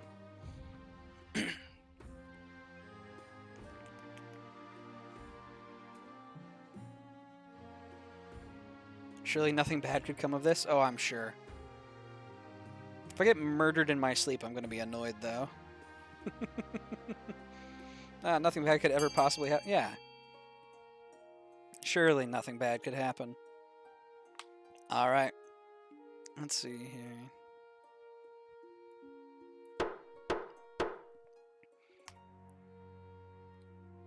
We helped you so much. You repay us by defecting. Ooh.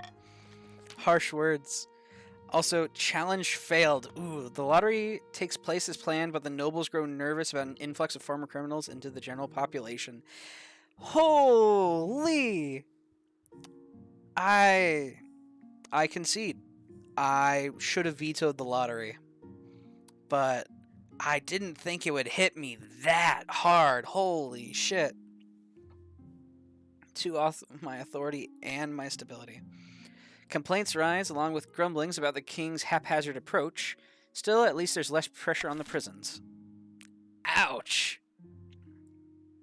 Alright, and here in the north we've got Opportunist. Chief Infernal Forever 52 again. Your Greatness! Do you recall my great-great-uncle Gunnar? His spirit was lingering around my observatory. Now, what happened to the adventure? That's what I wanted to speak with you about. Thankfully, great-great-uncle Gunnar is gone for good. But Yanesh the Bold, the coastal adventurer we hired for the job, is refusing to leave until I pay her an extortionate amount. She says it was such a difficult endeavor that I owe her more coin.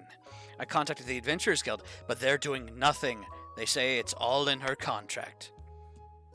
As Infernal Forever 52 unrolls a thick scroll of parchment, Lord Patrician Adyet leans over to examine it. Man, Adyet, you and you and Infernal Forever 52 really going at each other. This is perfectly clear. Yanesh is entitled to amend her fee based on increased danger. Well, but Mother of the Mountains, I beg you, Your Greatness, please save me from this troublesome adventurer.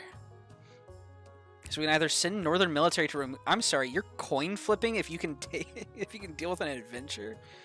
Chief Infernal Forever 52 must pay the extra fee, tell Yanesh to leave by order of the crown, or Chief Infernal Forever 52 should sort this out alone. I'm not gunning for my stability again. I'm sorry. I'm not raising defiance and lowering my stability. But I leave it up to you now. My nobles.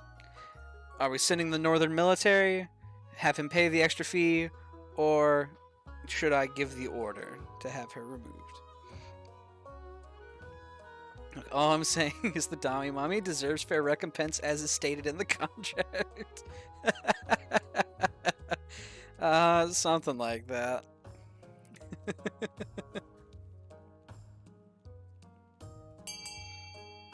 Alright, so far it's been... Wow, it is unanimously B. Okay, I get it. We are making sure that the adventure is sufficiently paid. Yanesh the Bold has gone to ply her trade elsewhere, Your Majesty, and the observatory is haunted no more. However, some of the chiefs are calling you Morgan II the Miserly. They're not brave enough to say anything to your face, of course. Ooh, Defiance is up. Defiance is up in the Chiefs. My goodness. Incredibly based. Yeah, we gotta make sure that she's paid fairly. Lord Patrician Killerman 0922. Your Serene Highness, I bring bad news from our newly constructed prison in the coast. One of the prisoners, a murderous rogue by the name of Quinstock Plainsight, has escaped. His location is currently... The double doors being open. A grubby-looking peasant strides into the council hall, escorted by an anxious watchman. In this room. Sorry, Your Majesty, he said it was urgent, and he was pretty persuasive. Your Majesty, I swear I am innocent. Lord Patrician Killerman 0922 threw me in prison on trumped-up charges simply because I said I didn't like his hat. Your Serene Highness, I have no idea what this fool is talking about. Yet you seem to be so self-conscious about it that you've abandoned the hat entirely. If he didn't like his hat, he had it coming. Doesn't even have a hat. Yeah, I think he got self-conscious about it. So...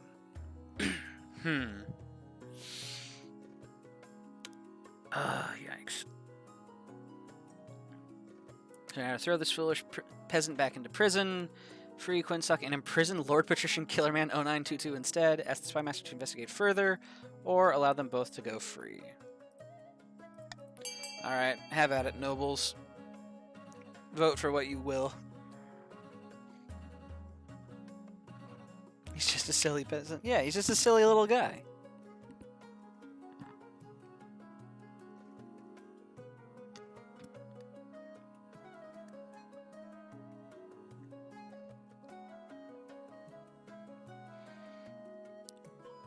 I have no idea what you're talking about, Adiet and Zeiton. I would never sneak something in. And would you look at that?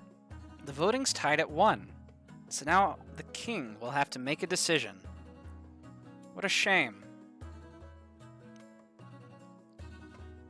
Let's see here. We'll have to kill our man through. Well, I suppose we'll just have to imprison him then. On these trumped-up charges. Maybe they'll have better hats in prison, eh? Say another bad word about my hat. One more word, knave. I dare you. It takes 7 watchmen to restrain Lord Patrician Killerman 0922 as he's dragged down to your dungeons. While the common folks celebrate Quinstock Plainsight's exoneration, it's also taken as a sign that the king's justice is flawed. Lord Patrician Killerman 0922 has been imprisoned. Killerman 0922 II has joined the council. Authority is now credible. Stability is now steady. Goodbye, Killerman. Do not return. Well, Killerman II has now come to join us. That said... Oh, hey, look, it's Mom's favorite thing. Monarch's Iron Choice, bet.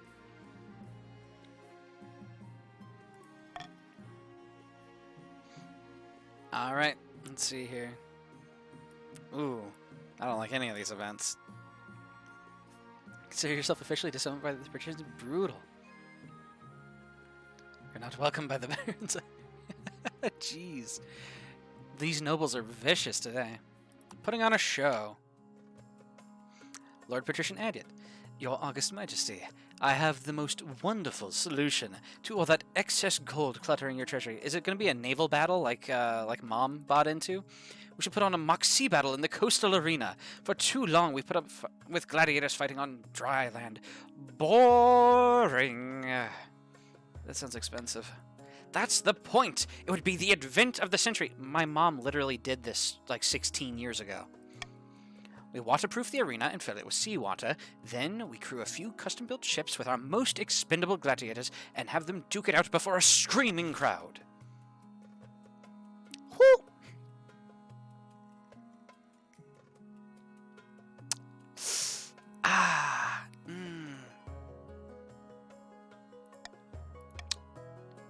I'm not letting my gold go that fast. Blood has been had.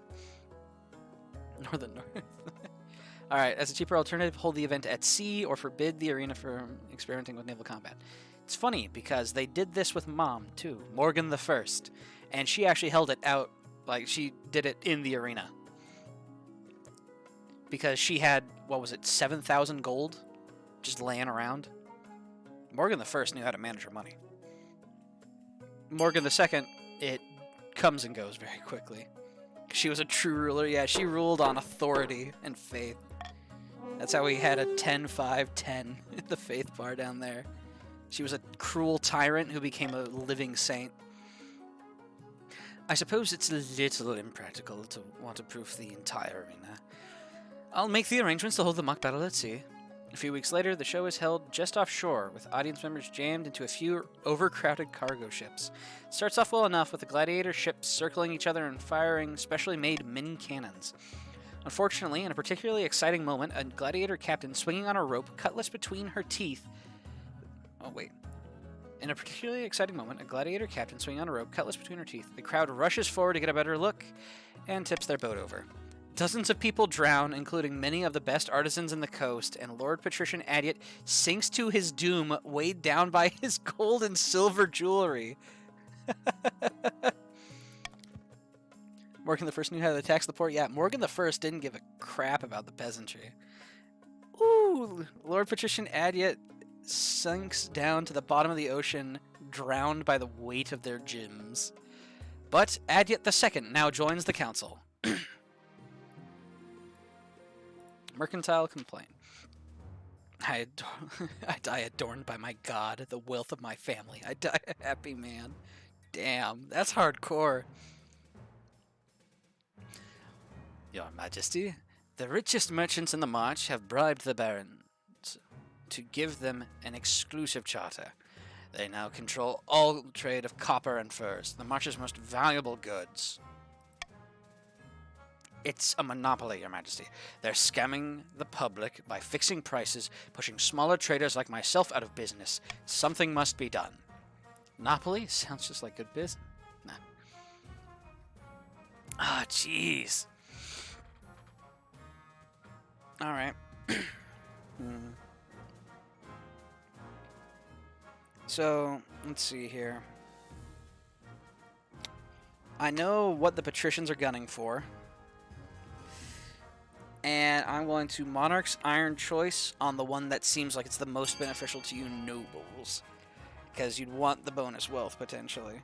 So we're either funding my treasury and keeping it nice and fat, or we're giving me some extra authority.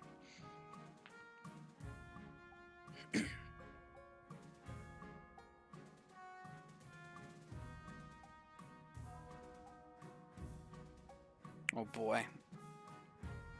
Fair enough. So this is how it's gonna be. Time to become a tyrant king, just like Mum. Alright, voting is closed. Monopoly just sounds like good business. You send the merchant away, ignoring his desperate protest. Over the next few weeks, more and more small traders across the March start going bankrupt. Authority goes up, stability goes down, some barons' wealth has increased, and the barons' trade has gone down to wealthy. There we go. But the biggest companies are expanding each day and recording incredible profits. Time to open a bottle of wine. Heck yeah. Alright. The deceased. The elderly Baroness Frederica, a cousin many times removed of Baron Mystic Kelpie II, died in her sleep last week. She was nearly 90, would you believe? Better end than most of us get. Indeed, Your Majesty. She stayed at home in the March most of her time, enjoying herself. But she could have spent more time on her accounts. She died without a will, and the nobles are scrabbling for her estate. Baroness Frederica was my relative. I wrote to her at least once a year. Of course the estate should be mine. Lord Patrician Killerman 0922 II. My late great-grandfather used to play backgammon with her. He swore she intended to leave it to our family. By the 9th, that's a pitiful claim. Alright, so we can either give the estate to Baron Mystic Kelpie II, give the estate to Lord Patrician Killerman 0922 II, redistribute the estate amongst the Marcher peasants, or claim the estate for the treasury. Backgammon is a game for only the closest of friends. True. I leave it in your hands, my nobles. Let thy will be known. Who do you believe deserves the estate? We got Adiot II and Killerman 0922 II. Ooh. We got the barons rallying together, the patricians rallying together, and the chiefs don't care about this petty squabble. All right.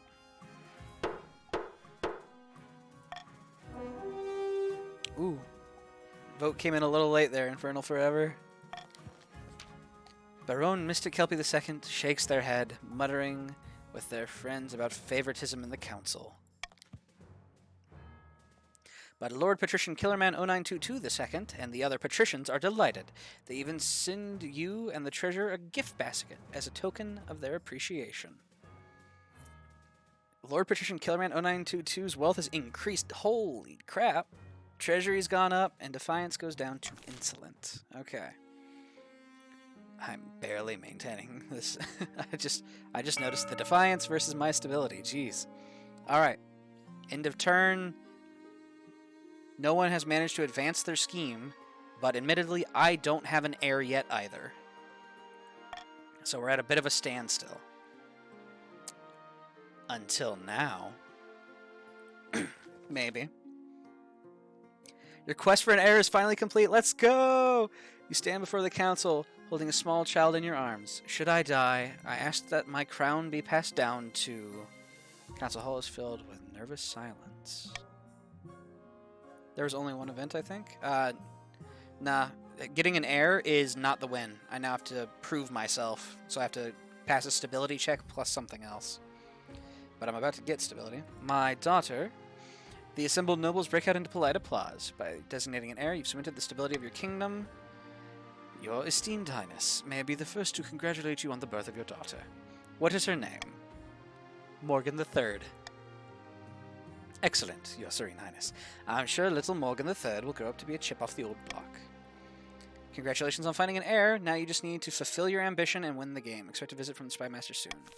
Yeah, and I've still got people gunning for my stability, so I may have to swap goals. We'll see. Especially when there's things like a jailbreak going on. Hello again, Lord Patrician Killerman 0922 II. Your Serene Highness, do you remember Lord Patrician Killerman 0922? Oh, that fellow I threw in my dungeon. That's right, my uncle. You threw him in prison for falsely imprisoning a peasant. Well, he escaped. He cunningly concealed his escape tunnel behind a 6-foot-wide oil painting of cavorting nymphs. He hid it behind a nudie poster. Gotcha. Great God! Why was that villain allowed such a painting in his cell at all? Thank you, Baron Vimmer. Villain or not, Killerman 0922 was a Lord Patrician and was accommodated accordingly at the Patrician's request. Let me hunt down this outlaw, your highness. I'll show these soft-hearted patricians how a baron keeps his prisoners. So, what should be done about Killerman 0922's jailbreak? We can either send Baron Vimmer to hunt them down, make prisons less comfortable for the nobles, put out a bounty on Killerman's head, or who cares about one escaped Lord Patrician? And let's see here. I'm going to put a veto. We're going to do something about it. Watch, Captain. We'll pay you, Tasha. Alright.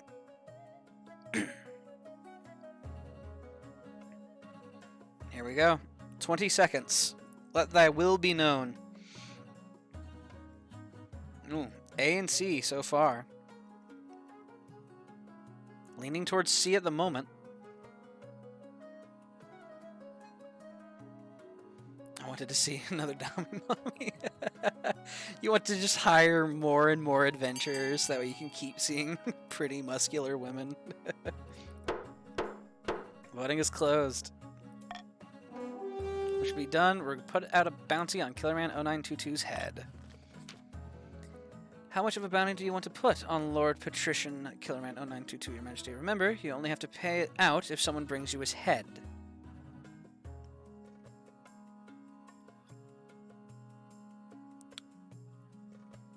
$250 gold. Put out 250 gold. I suppose we must hope there's a bounty hunter who just happens to be in Lord Patrician Killerman 0922's neighborhood. To your disappointment, no one comes forward to collect the bounty. Somewhere out there, Lord Patrician Killerman 0922 remains at large, and the king's justice looks weaker than ever. Okay. That's scary. Plague ship. The Royal Navy has stopped a ship in harbor at Thalassus, Your Majesty. It's a merchant vessel from Danaea, and the crew have come down with some kind of plague. Captain refuses to go home, saying his crew need food and medical attention before offloading any cargo. That ship is carrying fine silks and rare dyes worth thousands. I don't care what happens to the crew. We need to secure those goods. Tell me more about this plague. The infected have high fevers, oozing pustules, uncontrollable vomiting.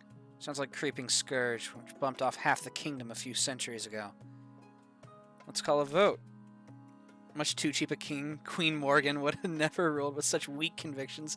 True, yeah. Like, I think by the end, like, Queen Morgan the First was actually sitting at, like, 10 authority for a couple checks. Let's see here. So we can either allow the ship to dock and offload its goods, quarantine the ship but take the goods, quarantine the ship and toss the goods into the sea, or sink the ship and all aboard. Ooh. Jeez. Alright, I leave it in your capable hands. We're Bretonia. Adyet, shush, shush.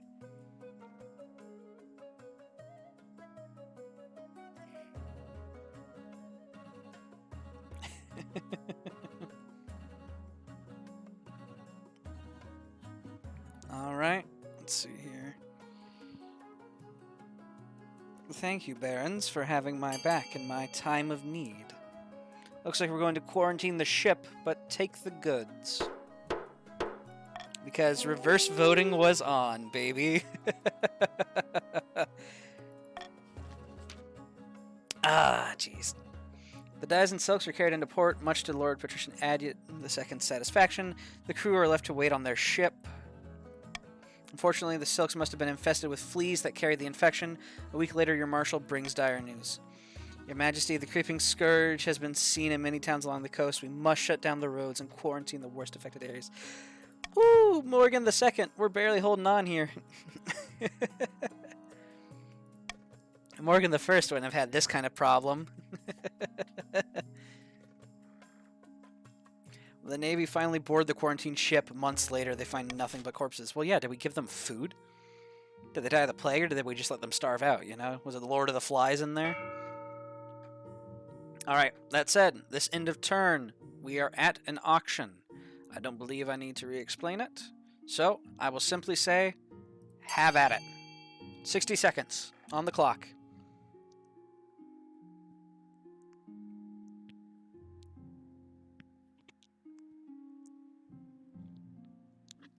It's up to you, my nobles, what you would like to build. Remember, it's exclamation point fund, the letter of the building you want to fund, and then the amount. You can see our richest nobles over on the right-hand side, and I'll go ahead and pull up the full noble list, so that way people have a rough idea, or I guess in this case an exact idea, of how much they're working with.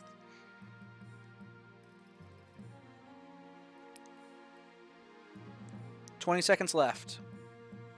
So far, I see it's looking like a tie between the prison and the deer park, though there is some money coming in for the observatory. 10 seconds left now. Also, a new noble is joining the fray. Welcome, Glenn149. Alright, that said, time is up. Let's see. Buildings funded. The observatory. Sneaking in by Adyet. Amount funded 1,750, and then amount funded 1,569 for the prison. Biggest funder, Killer Man 0922 the second. All right. B and F. Fair enough. The deer park got ousted from the options. All right. Your ambition. Let's see here. At the start of your reign, you said you wanted to be a peacekeeper. But so far, you've not convinced anyone. The kingdom is still on the brink of chaos, Your Majesty. Your current ambition isn't working out for you. If you want to stop the nobles from overthrowing you, you need to pivot, change your image.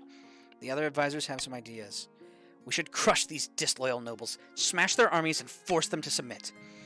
Your Majesty, if you would help us spread the zeal of the Ninth God, the Church will lend our full support. With the backing of the Church, the nobles wouldn't dare make a move against you. It is true, that is what Mother did. Here's another idea. Declare war on the Ashmedian Empire. The nobles will forget their schemes, if you win. Don't listen to these fools. Have you heard of the Scepter of Sages? It's a lost artifact forged by Queen Alma the Wise. There's a legend that any king who recovers it will rule over a golden age. Let's see here. The problem with going for faith is I've got people wanting to lower faith. Problem with going for, let's see here, farming is I've got people who are trying to lower farming. So, since being a peacekeeper clearly hasn't worked out, it's time to show the entire world that I am, in fact, Morgan II, the true son of Queen Morgan. We will crush all those plotting against you with an iron fist. A wise decision, Your Majesty. I'll begin putting together my plans. I am my mother's son, after all. It runs in my blood. But of course, this won't be easy. Your priority is to raise your authority in the kingdom's overall military as much as you can. And of course, there can't be open rebellion among the nobles. Damn the stability. It's time to embrace the violence. It's time to bring back Mom's blood oaths. Blood oath has been recognized, yep. The Exiled Patrician. Lord Killerman 0922 II. Your August Majesty, I have received word about the fate of the escaped prisoner, Lord Patrician Killerman 0922, my uncle. He stole a boat and fled to the Isle of Sail. He now lives in luxury, serving as an economic advisor to the Archduke. This will give Salish merchants an edge, Your Majesty. Killerman 0922 knows all our secrets, our best routes, our economic strategy. Not to mention the ships that make up our fleet. So, we can either let the matter lie, peacefully petition the Archduke to extradite Killerman 0922, or hire an assassination to remove this irritation. And so, you know what? We were having a bit of an issue with money, I concede. And I know some of you would like to make that worse. But I am willing to bite that bullet for a little bit more authority. I am willing to take the extreme treasury loss here, if need be. This is treasury, not personal wealth. I see. I was thinking of vetoing C, but I wanted to save it in case we had something worse come up. Fair enough. For the first time in ages, the nobles seem to stand united. Kingdom is bankrupt, there's no point taking over. True. Sparing me from my own financial decisions. Let the matter lie. And so, Lord Patrician Killerman 0922 lives out the rest of his life as a pampered aristocrat on the Isle of Sail, dwelling in a luxurious beachside villa. Damn. A curious curse. A giant glass globe, filled to the brim with murky water, is wheeled before the council. The fishbowl contains Lord Patrician Adyet II, suspended in liquid. He pokes his head above the surface. Your Serene Highness, a most infuriating circumstance has befallen me. I can see that. I have been cursed by a sea wizard. He inflicted me with these gills, so I can't leave the water for more than a couple of glubbing minutes. What did you do to anger this wizard? I happen to own a tannery that's polluting some picturesque beach he likes. How was I supposed to know? How was I supposed to know? I demand you arrest this maniac and force him to remove these gills. So we can either send a squad of coastal gladiators to arrest the wizard responsible, send a diplomat to politely ask the wizard to reverse the curse, or send the wizard a hamper of fine cheeses and a bottle of wine. Let's see here. Please let me keep the gills. Alright. It is up to you, my nobles. Adyet pleads with you to, I guess, pamper the wizard. I leave it all in your capable hands, if you wish to comply with Lord Patrician Adyet or not. Wait, Adyet, you want to close down the tannery? Wouldn't that make him remove your curse? That was his problem?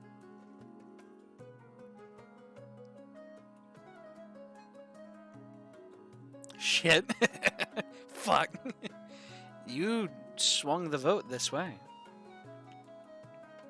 I don't know. We'll give it a couple more seconds. Maybe if, let's see here. Maybe if we can get another chief to vote, perhaps, then we can even out the votes. I don't know which option does that. Probably the one where you don't comply with the wizard's demands, if I had to guess, is the one. That's all active votes. There are still a couple chiefs, but it does seem this is the active voters. So, 3, 2, 1.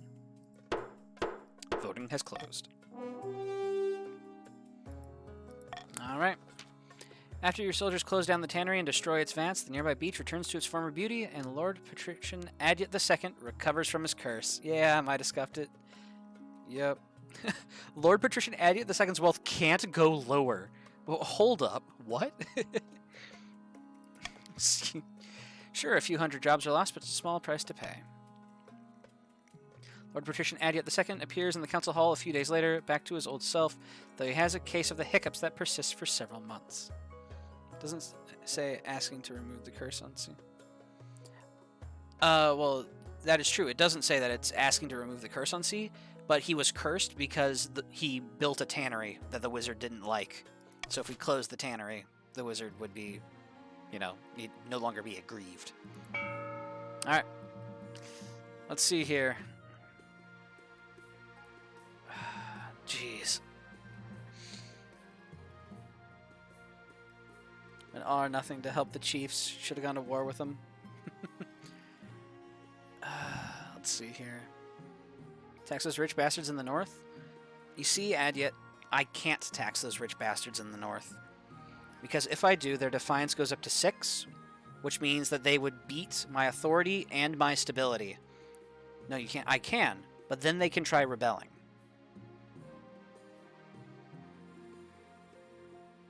And they are...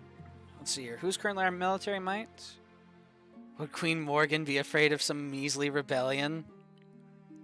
Don't bring Mother into this. Fine. They brought Mother into this. She would say bring it on and stamp them out with her iron fist. It is true, that is what Mother would do. And we need the money. Alright, fine. Let's start... Oh god, no, not the Stone Maiden again. Guys, the Stone Maiden's back in the march. Let's deal with the expedition first. Your Majesty, the expedition you sent to Chur has finally returned, and they brought a boat full of riches with them. Riches? What kind? A crate full of dazzling gold coins is wheeled into the room. Strange emblems from a long-forgotten kingdom are carved on their faces. There are more than 20 of these crates, my king. More gold than our treasury has ever seen. What's the catch? I'm not sure what you mean, Your Highness. It's gold. Free gold. What's there to worry about? Where did they find all this? In the vault beneath an ancient castle, so they say. A castle made entirely of brilliant white stone, larger than all the castles in our kingdom combined. Yeah, fill up the vault. Let's party. Do they want to rebel, though? You're one of the chiefs, Infernal Forever. You tell me. You have the gold carted into your vault and throw a great celebration honoring the sailors who brought it to you. Your jubilation is short-lived, however. The next morning, the vault is all but empty. The new gold has vanished into thin air, along with a good deal of your old gold. Oh god, the horror! It must have been... Yeah, you're fucking telling me. What's left of your trove is tarnished and shriveled, as if decaying from some arcane sickness. The treasurer is soon weeping openly at the loss. Holy shit. Wow, I invested so much into that expedition. Had the, you know, the longboat built for 500, hired the best crew I could, and the gold was cursed. Just after we tax everyone heavily. Alright, ambition tyranny. You've done some redecorating in the throne room, anticipating your future as an iron-fisted tyrant when the marshal walks in. She whistled appreciatively. Like what you've done with the place. Lots of chains and spikes. Is that a working Iron Maiden? I oiled the hinges myself. Very good. Master Artificer looks after his tools.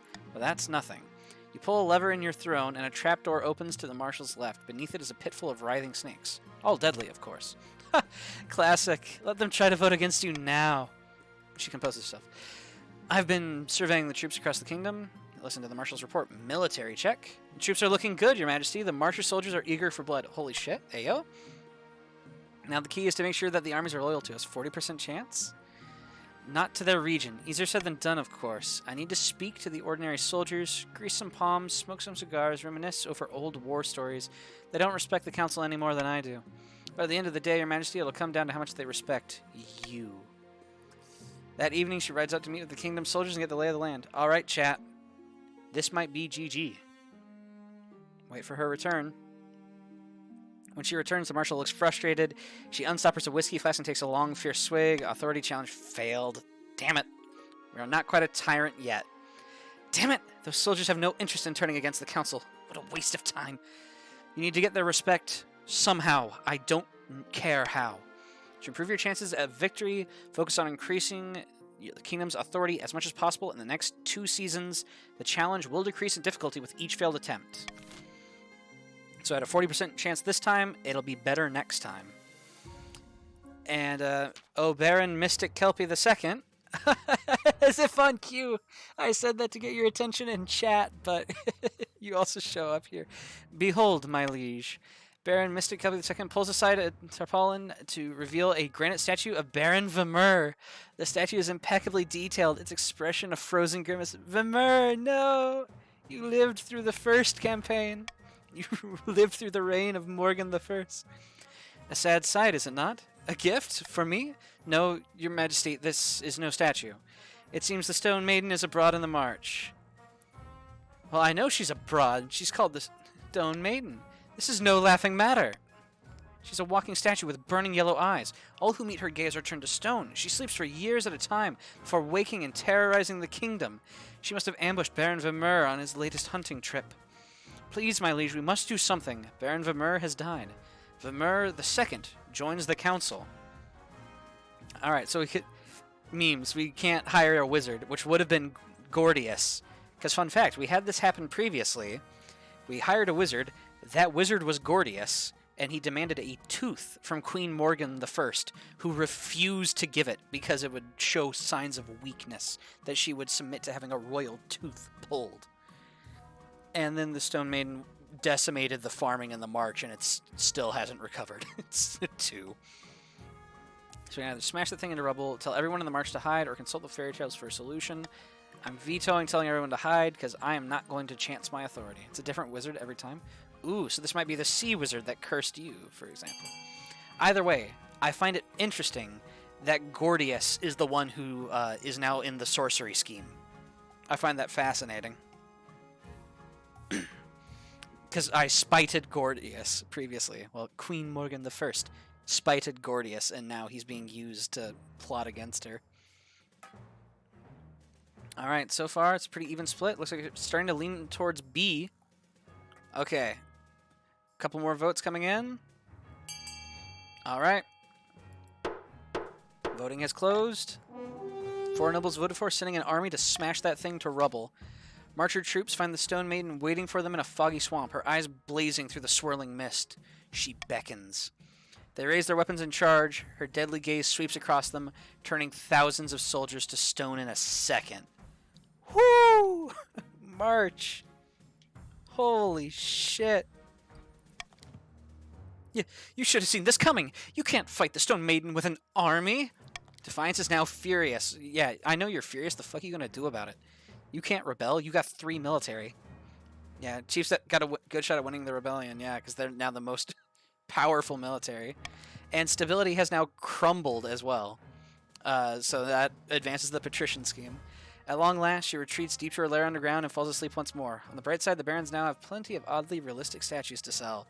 Trade is now dominant, and the barons gain wealth. Yeah, so the chiefs are going to have the ability to rebel. The barons will have the chance to rebel. But I guess one thing to note is there are schemes and rebellions, and if they both resolve on the same sort of turn, a scheme beats a rebellion. So that is one thing to note about rebelling, is if the patricians are able to complete the final stage of their scheme, they'll still win, even if there's a rebellion. Back in the coast, Lord Patrician T. Zeiton has met with his co-conspirators once again. Wine is being passed around in good measure, and it seems spirits are high. We've done it again, my good friends. The laborers are in an uproar. Riots are commonplace across the kingdom. I foresee no negative consequences of this. Other than for the king, of course. Marvelous. I'm sure the king is already cowering in his palace. Who knew laborers could be so useful? Now then, only one step remains. I have 2 proposals for the plan ahead. One way or another, we will push the citizens to turn violent. Helvetis Javaskit. Uh-oh. Bamur, what are you saying? Alright. Patricians, this one is just for you. You can either devalue the kingdom's currency and force the peasants into poverty, lower all trade, or manufacture a food crisis and force the peasants into starvation. How are you going to convince them to rise up against the king? Also, I just noticed since the Stone Maiden demolished the Marcher farms again, the farming is now down low enough for the Marcher Barons' goal. Ooh, they are unanimous. All right, voting is closed. Manufacture a food crisis and force the peasants into starvation. Diabolical! Why, you might even call it evil. No, it's for their own good when you think about it. Everyone will be better off with me on the throne. With this final push, we will ensure the king soon has more than just a few angry peasants on his hands. Yes, and once the fighting starts, I'll be right there, ready to step in and negotiate. For the final stage of their scheme, the patricians must lower all regions' combined farming to 12 or less. Oh, shit. Alright, and Dreams of Being. Down in the march, Baron Mystic Kelpie II is visiting the wizard Gordius in his tower of black basalt, lava bubbles and cracks in the stone somehow flowing uphill. Last night, as I slept, I walked through glittering halls of the apiary. And do you know what I saw? Ruined palaces, cracked and faded. The thrones of the Dream Queen stand empty. The hives are dead or dying. All goes according to plan. My thanks, great wizard. Now, shall we discuss how to overthrow this troublesome king?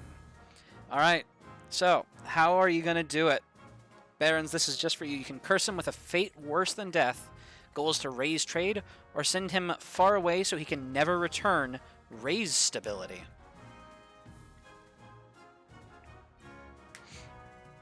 Also, that raise trade is kingdom-wide. It is not raise own trade, I think. Unless they remove that notation. I'm pretty sure, like, own used to be a keyword in there. Mystic Kelpie II wants to curse him with a fate worse than death. Interesting. Alright.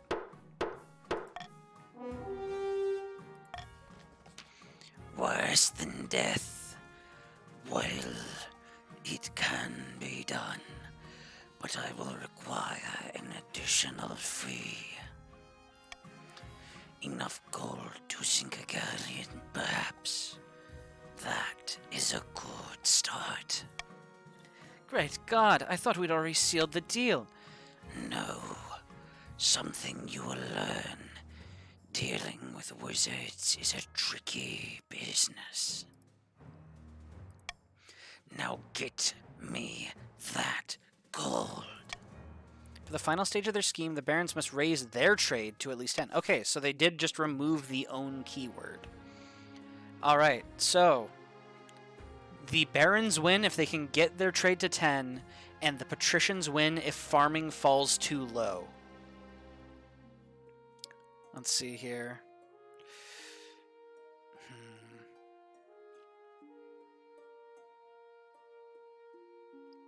Let's go ahead and adopt the monarch's golden choice. See. Rebellion. One or more regions are able to rebel, as their defiance stat is higher than both authority and stability. If the rebels get more victory points than the loyalists, they win the game. If the loyalists get more victory points than the rebels, they'll put down the rebellion and continue the game. If multiple regions rebel and win, a vote between the 2 rebelling regions with the highest stats will determine the successor. Important. Rebelling regions have their schemes paused. So, if you choose to rebel against me, you cannot use your scheme to win. So, regions with a high military stat are more likely to overthrow the monarch with a rebellion. If stability, authority, or treasury hit 0, the rebels will win the civil war. So, everywhere is on the verge of rebellion. Because, alright, so, you only need, I think it's like half your roster, roughly, to start a rebellion. So you would type !rebel if you were so inclined. Let's see here. Bankruptcy looms. But we have our goal. Yeah, exactly. So if you start a rebellion, you would not be able to go for your scheme victory. The treasury is almost empty, Your Highness. I own the Romans. Let's see here. So we're almost empty again. I can't hit stability 0, or else I lose. So, make more coins. Royal Mint begins churning out new coins, allowing you to pay off several old debts. Yeah, 10,000 coins. Let's go. Uh-oh. The rebellion among the chiefs, apparently. Infernal Lover. I don't know why I'm saying that. Infernal Forever 52. Sorry, I'm thinking of a tryst between a northern man and Queen Morgan the First that led to the creation. Uh-oh. 2 chiefs have voted to rebel. Uh-oh. Alright, so after this phase... Good news, Your Majesty. The new observatory has already made some exciting new discoveries. We've even started work on a second equatorial room. There's still a small problem. While digging more foundations, the builders found bones in the rock. From the size of the things, the beast they came from must be larger than the observatory itself. How exquisite. They lower their voice. The builders are saying that it might be, a flying reptile? Just use Infernal if easier? I may have to resort to that. No one dares say the name these days. It has been 700 years since a dragon was seen in the kingdom, and back then it was catastrophic. So we can either carry on building, who cares about old fossils, carefully excavate the bones, or don't mess with dragons, abandon the observatory entirely. Let's see here. So the chiefs want to lower faith. Then again, they don't care because they're starting a rebellion. That said, if we can lower defiance in the regions, then that would also make things a little easier. Let's see here. Let's go ahead and put my Monarch's Golden Choice. Regardless of if option A passes or fails, if you vote option A, you will gain 500 personal wealth.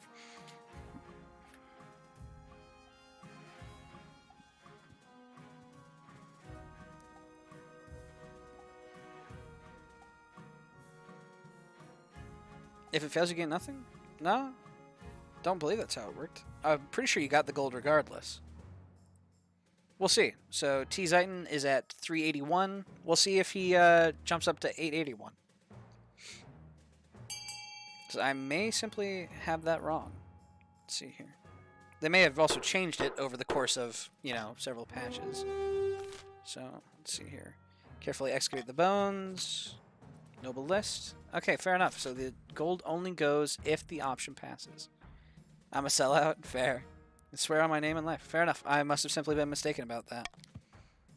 As visitors crowd around the site to see them, trade picks up. Merchants set up stalls, peddling hastily written pamphlets on dragon bones, much to the chagrin of astronomers. But despite the rise in tourism, some Marcher locals are superstitious, treating the bones with fear. Some refuse to approach the building at all. All right.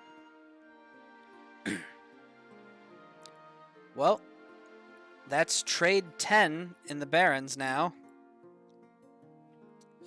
March made its goal. Chiefs, you have to attack the March. Yeah, basically. Ambition, tyranny. It's not working out either. Or maybe. I'll ride out and speak to the soldiers again. Perhaps their respect for you has grown. All right. I have a 60% chance. I might win. When she returns, the marshal punches you in the arm so hard you almost puke. Is that good? Was that a happy punch? The troops are with us. They're fed up of the council passing all these namby-pamby so-called laws. It's time for an iron fist to punch this kingdom back into shape.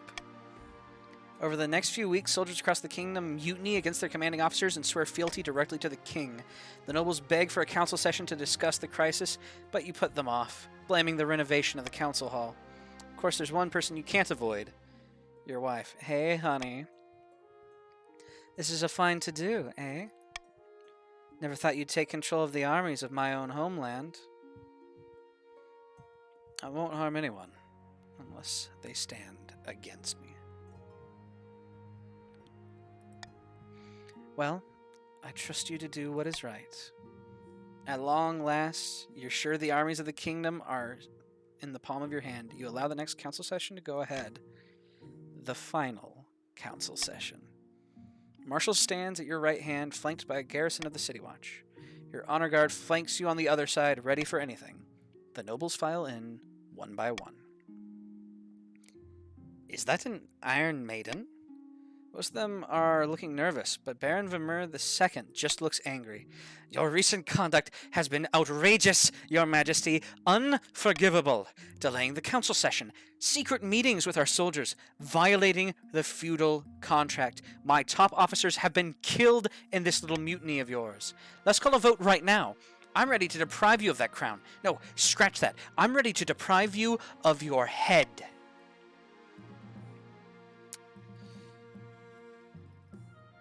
Pull your newly installed lever. The trapdoor opens beneath Baron Vermeer II's feet. With a strangled shriek, he falls into the pit of snakes. There's a moment of silence. Baron Vermeer II has died. Baron Vermeer III joins the council. Your Highness, I'm sure we are all delighted to be here. Right, you lot. I don't think we need any more votes, do we? The king can take over from here. Of course, Marshal. Indeed, I wouldn't want to do anything unfortunate. As the nobles shuffle out with their tails between their legs, you let out a joyful laugh. Maybe some would describe it as an evil cackle. But those people would be dissidents, and you'd deal with them harshly. Without the council holding you back, your daily routines are so easy, so efficient. Your firm grip on the kingdom will secure an excellent future for little Morgan III when the time comes. Your reign of terror is here, but your future has only just begun. Saving for a rainy day, you won the game with 6,000 gold or more in your treasury. The attempt to woo Gordius to the Marcher cause was doomed to failure. Eventually the wizard, bored of these mortal quabbles, burned Baron Mystic Kelpie II to a crisp with one well-placed fireball. The chiefs abandoned their hopes for Oled's Horn, which passed into legend once more. A treasure fit only for seducing adventures into the frozen wastes where ice giants or hypothermia await them. Unable to convince the peasants to act in time, the patrician scheme fizzled into irrelevancy. Perhaps next time they take matters into their own hands instead of hinging their plans on the whims of common folk. King Morgan II's reign spanned another 15 blood-drenched years. The council couldn't defy him, fearing a gruesome fate. It was a dark and fearful time for everyone but the king, who seemed to enjoy himself immensely, especially when spikes and thumbscrews were involved. So close indeed. Yeah, that was a close one. Even that was just barely a 60% chance. That was slightly better than my 40 previously, because I barely managed to keep my authority up. Yeah, that definitely, if I hadn't gotten that 60%, it would have gone, I guess, to the Marchers. 3 years even. King Morgan II the Miserly. His spouse, Tebecca of the March. Successor, Queen Morgan III. Our nobles. Our wealthiest noble is Glenn 149 with 2,050. And our poorest noble is Adyet II with 100. Blood Oath has been realized and shall grow in strength. He is his mother's son. Truly. A tyrant befitting a tyrant. Alright, and here's the kingdom stats. 10 authority, 3 stability, 10,400 treasury. The chiefs would have gone for the march, and we would have gone for the throne. Fair. Yeah, that was a close one. Everything was getting into sort of the end game. The chiefs really got stuck on that religion part, unfortunately. But, yeah, they they were the most militarily powerful, so they would have the easiest time with the rebellion. All right. There we go. So when we continue the game next time, we'll be picking up with Queen Morgan III of the Morgan Dynasty. That said, I really appreciate you all stopping by, and I appreciate all the follows as well. It's absolutely like crazy how much support you all have shown. But I don't have time to do this tonight, as I do unfortunately have work in the morning. So I do stream. I try to do it every day at 4:30. Ping me next time you stream. Let me know, dude. Hell yeah. But yeah, I will. I'll see about getting more means of communication set up as well. Also, Infernal, thank you for the follow. I appreciate it. But yeah, got a whole bunch of like follows, and I love how active the chat was. Absolutely love you guys. You're the best.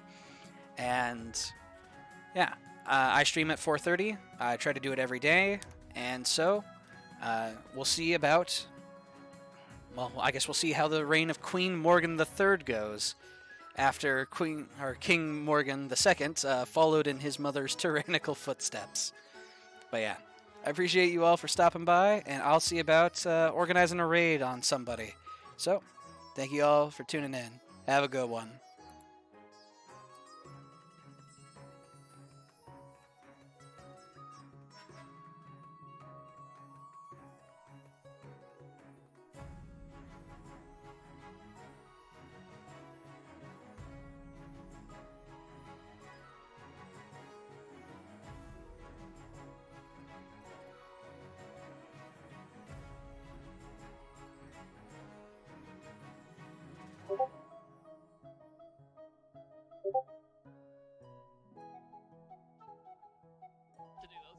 And granola.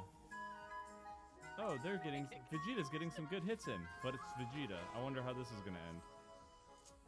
Oh, Goku didn't do a new transformation. I wonder how this is gonna end. I'm going a different phase. Yeah.